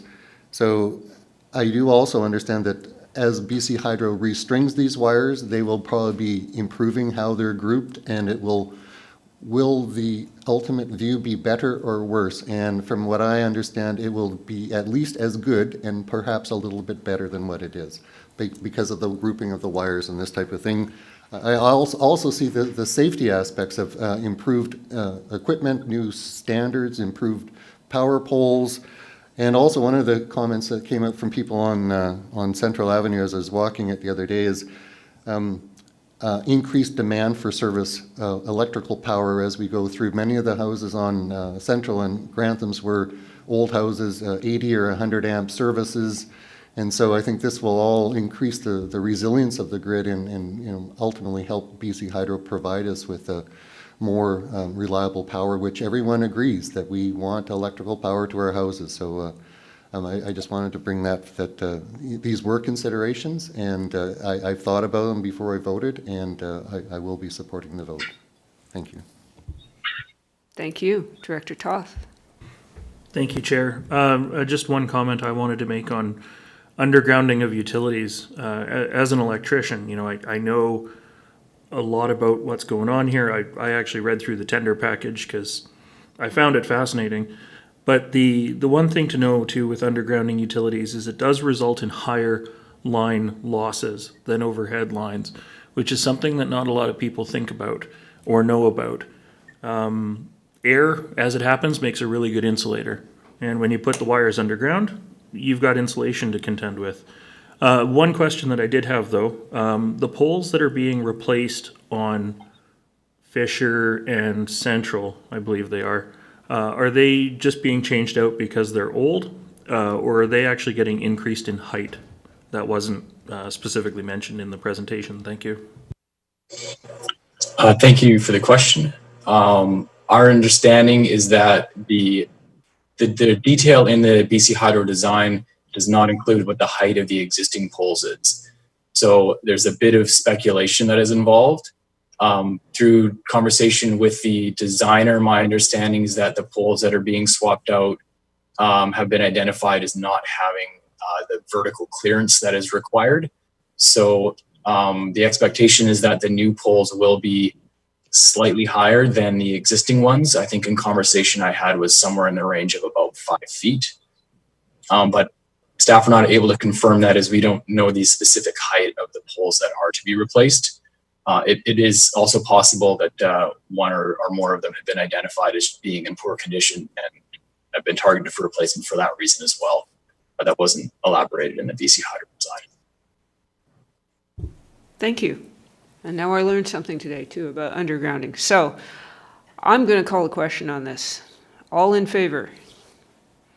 Any opposed? Seeing none, thank you. We can move on to Chapman Creek Water Treatment Plant On-Site Hypochlorite Generation Project. And who is up on that one? Mr. Rutley. Yes, go ahead, please. Thank you, Chairman Matt. Around the time that the construction contract was awarded for the disinfection process improvements at the Chapman Water Treatment Plant, it was confirmed that a development permit would be required for that project. In the time that lapsed between the development permit application being submitted and the permit being received, vendor pricing for the central piece of equipment to the new disinfection process increased substantially. Presented for your consideration is a recommendation to amend the construction contract with CHB Services to account for the price increase for the key piece of equipment. The contract amendment is to be covered by the funding allocated for decommissioning of the old chlorination system, so a budget increase is not required at this time. Staff are happy to discuss any questions you may have. Thank you. Supply chain issues. Director Seegers. I'll move the recommendations as presented on page 116. And do I have I see a seconder. Excellent. Any further comments? Seeing none, I'm calling the question. All in favor? Any opposed? Great. Thank you very much. Green waste processing contract update. Over to Mr. Rosenboom, is it? Thank you. Thank you very much, Chair. Currently, the SRD has a contract with Salish Environmental Group to process green waste received at the three drop-off locations for residential self-hauled green waste and 2 commercial drop-off locations. This contract expires at the end of this year and can be extended for another 2 years. The purpose of this report is to seek board approval to extend the existing contract with Salish for another 3 years and amend the contract value accordingly. Thank you very much, and staff are happy to answer any questions. Thank you. And I'm going to unfairly ask a slightly off-topic question, but the green waste site on Henry Road, I believe we were going to look at checking to see who uses the site and what the volume is and so forth. Is that going forward this spring or summer?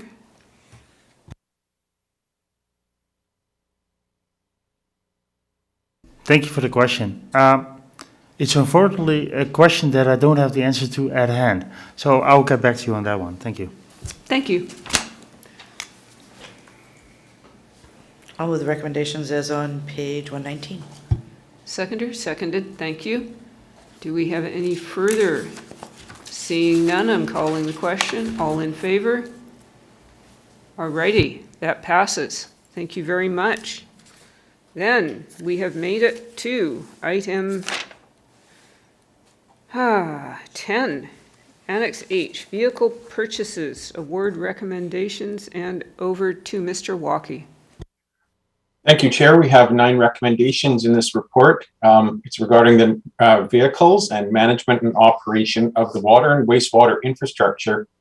And bylaw enforcement requires vehicles to get to the many work sites up and down the coast.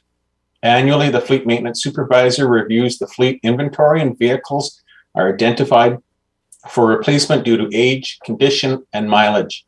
In 2020 and 2021, budget proposals for the replacement of 7 vehicles were approved.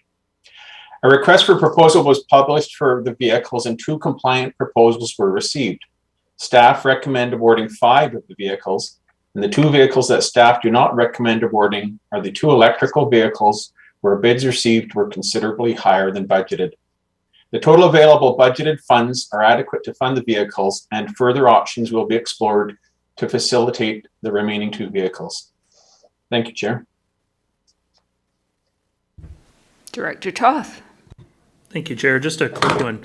I note that all of the financing that's being suggested here is MFA, short-term loan, 5-year equipment financing. I recognize that that's sort of the standard. Is that, are the financing terms through MFA equipment financing more favorable for the passenger vehicles than doing something through the actual vendors themselves? I suspect the answer is yes, but just I'd like to know that. Thank you. And does anyone know? Thank you for the question. Yes, they are more favorable, and this is also according to the funding sources as identified in the budget proposals and approved by the board. Thank you. Thank you. Director Seegers. Thank you. I'm going to make one point and then I'll move the recommendations.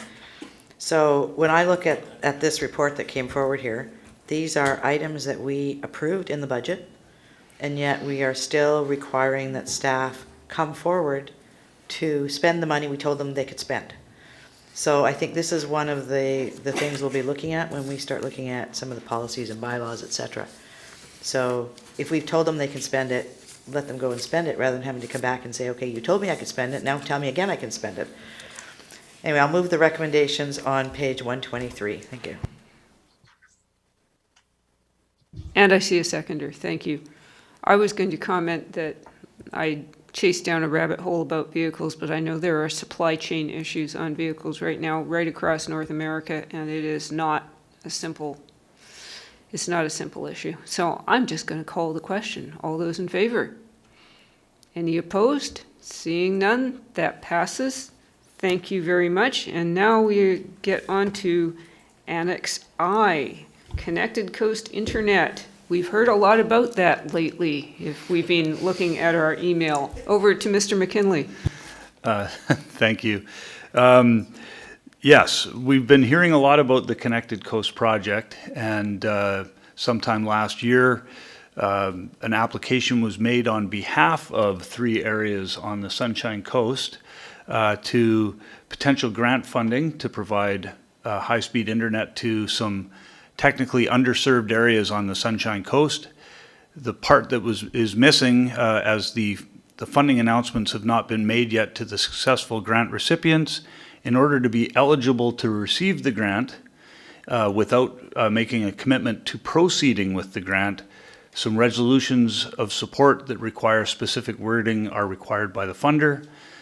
This report is simply to provide that wording to allow us to continue down the path toward potentially participating in that project should the residents wish to proceed and should we be ultimately successful in the grant. Happy to answer any questions you have. Thank you very much. Director Seegers. Thank you. Just some clarification. You indicated 3 areas. Are you talking about Keats, Gambier, and Egmont, or are you talking about Area A, Area F, and another area?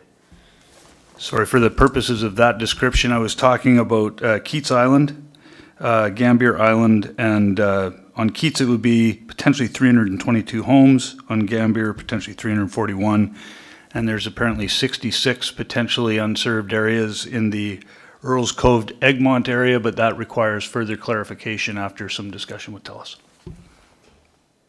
Thank you. I think we've heard from about 300 of those. Director Pratt. I was just going to say there's an incredible amount of support from the Area F Islands on this project. So I would be happy to move the recommendations on page 128. Thank you. Do I see a seconder? Yes, I do. Thank you. Director Lee. Thank you, Chair. I just got a couple of clarification questions. I was involved with this project probably 3 years ago, investigating whether it would serve the Egmont area with the fiber optics to the home. And at that time, there was a big release about the backbone coming. I went up there and investigated where they were coming ashore in the 2 locations. I was told it was going to be there in a year. Not there now. So I was wondering, when we come back with a report, will it talk about when the backbone will be in, if there's any commitment to bringing the backbone in? Or are we getting money that's going to be put away for another couple of years and we're setting a really bad expectation for these people of when they're going to be getting the internet? So that's a concern of mine. And the second concern when I investigated the Egmont was that I had to dig out a company that would run the fiber to the home because the main company was only going to bring it and drop it off. And then you had a contractor that would run the fiber to the home and do the maintenance. Is that part of this proposal? Or are we that company that's going to be doing that? Because I don't know that we want to be an internet supplier. We'll have to make that decision when we're there. But other than that, I'm 100% in support of getting high-speed internet to where there is none. So will those considerations be part of the report when it comes back, was my question. Yeah, happy to answer, and thank you for the question. Yes, those considerations will be part of the report when it comes back. Thank you. Director Hiltz. Thanks, Chair. Yeah, the Islanders have sporadic internet service, but they have email. And I think I think it stopped about 15 minutes ago, but I think I'm up to about 120. And I have been trying to read pretty much all of them as they come through and put them into a folder. And I think kind of one of the things that I am seeing is this this urban to rural migration. And people know the last census, the islands have increased 200 full-time residents over 2016. And there's such a wide range of use of Gambier Island and why people are moving there, and the remote working, work from home options for employment there. It's becoming an expectation that if you have hydropower there, you also have this high-speed internet. So I guess this is part of as this project rolls forward, there are not hydro poles everywhere on Gambier Island. So the connection between hydro poles and electrical power and the connected coast, that information will be coming forth, I believe, as the scope of the project and the outreach to the community is done. So that's kind of, it doesn't go across the whole island. I think this is Gambier is a big island. So it is more or less restricted, I think, to where there's existing BC hydro power and power poles, because you need poles to run the fiber along rather than digging it into the rock of Gambier. So I'm not sure if staff have any comments on that aspect of the coordination between power poles, BC Hydro, and the potential of where the lines would be strung. Thanks. Thank you for the question. Yeah, that is all things that are still to be determined. And the only reason, frankly, that this report had to come in at this time is to make sure that the resolutions are provided, because we've got a tremendous amount of work to do moving forward. Thank you very much. I believe that was moved and seconded, was it not? Anything further? I just want to say. Director Hills. I just want to say thanks to CAO McKinley and for pivoting and all this type of stuff of getting this report together, and your phrase of a grant-ready organization, which is what I believe this is. You're setting us up for success. So thanks you for all the work that you put into this, because it is not directly, I think, one of your services. So thank you very much. Thank you, and I'm calling the question. All those in favor? Any opposed? That's everybody. So we're all in favor. Yay. Good deal. All right. We have no communications. I don't believe we have any new business. We are going to go in camera, so I'm looking for a motion that the public be excluded from attendance at the meeting in accordance with Section 91K and 2B of the Community Charter. Negotiations and related discussion respecting the proposed provision of a municipal service that are at their preliminary stages, and that, in the view of council, could reasonably be expected to harm the interests of the municipality if they were held in public, and the consideration of information received and held in confidence relating to the negotiations between the municipality and a provincial government or the federal government, or both, or between a provincial government or the federal government, or both, and a third party. Moved. Seconded. Thank you. All in favor? Okay. And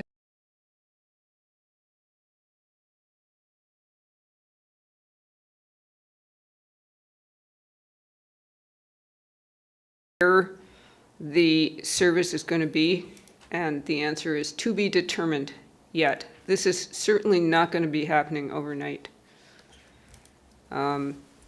Any further questions? Seeing none, let's just go in camera.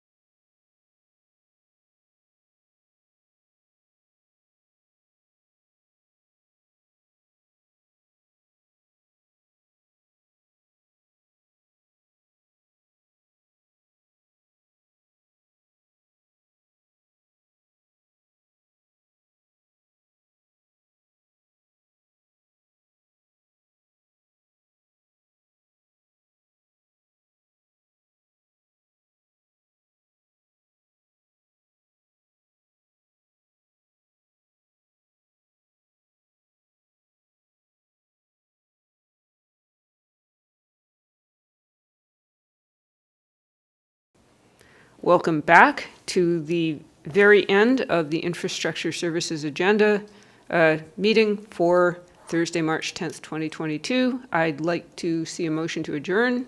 Moved, seconded, all in favor? Thank you.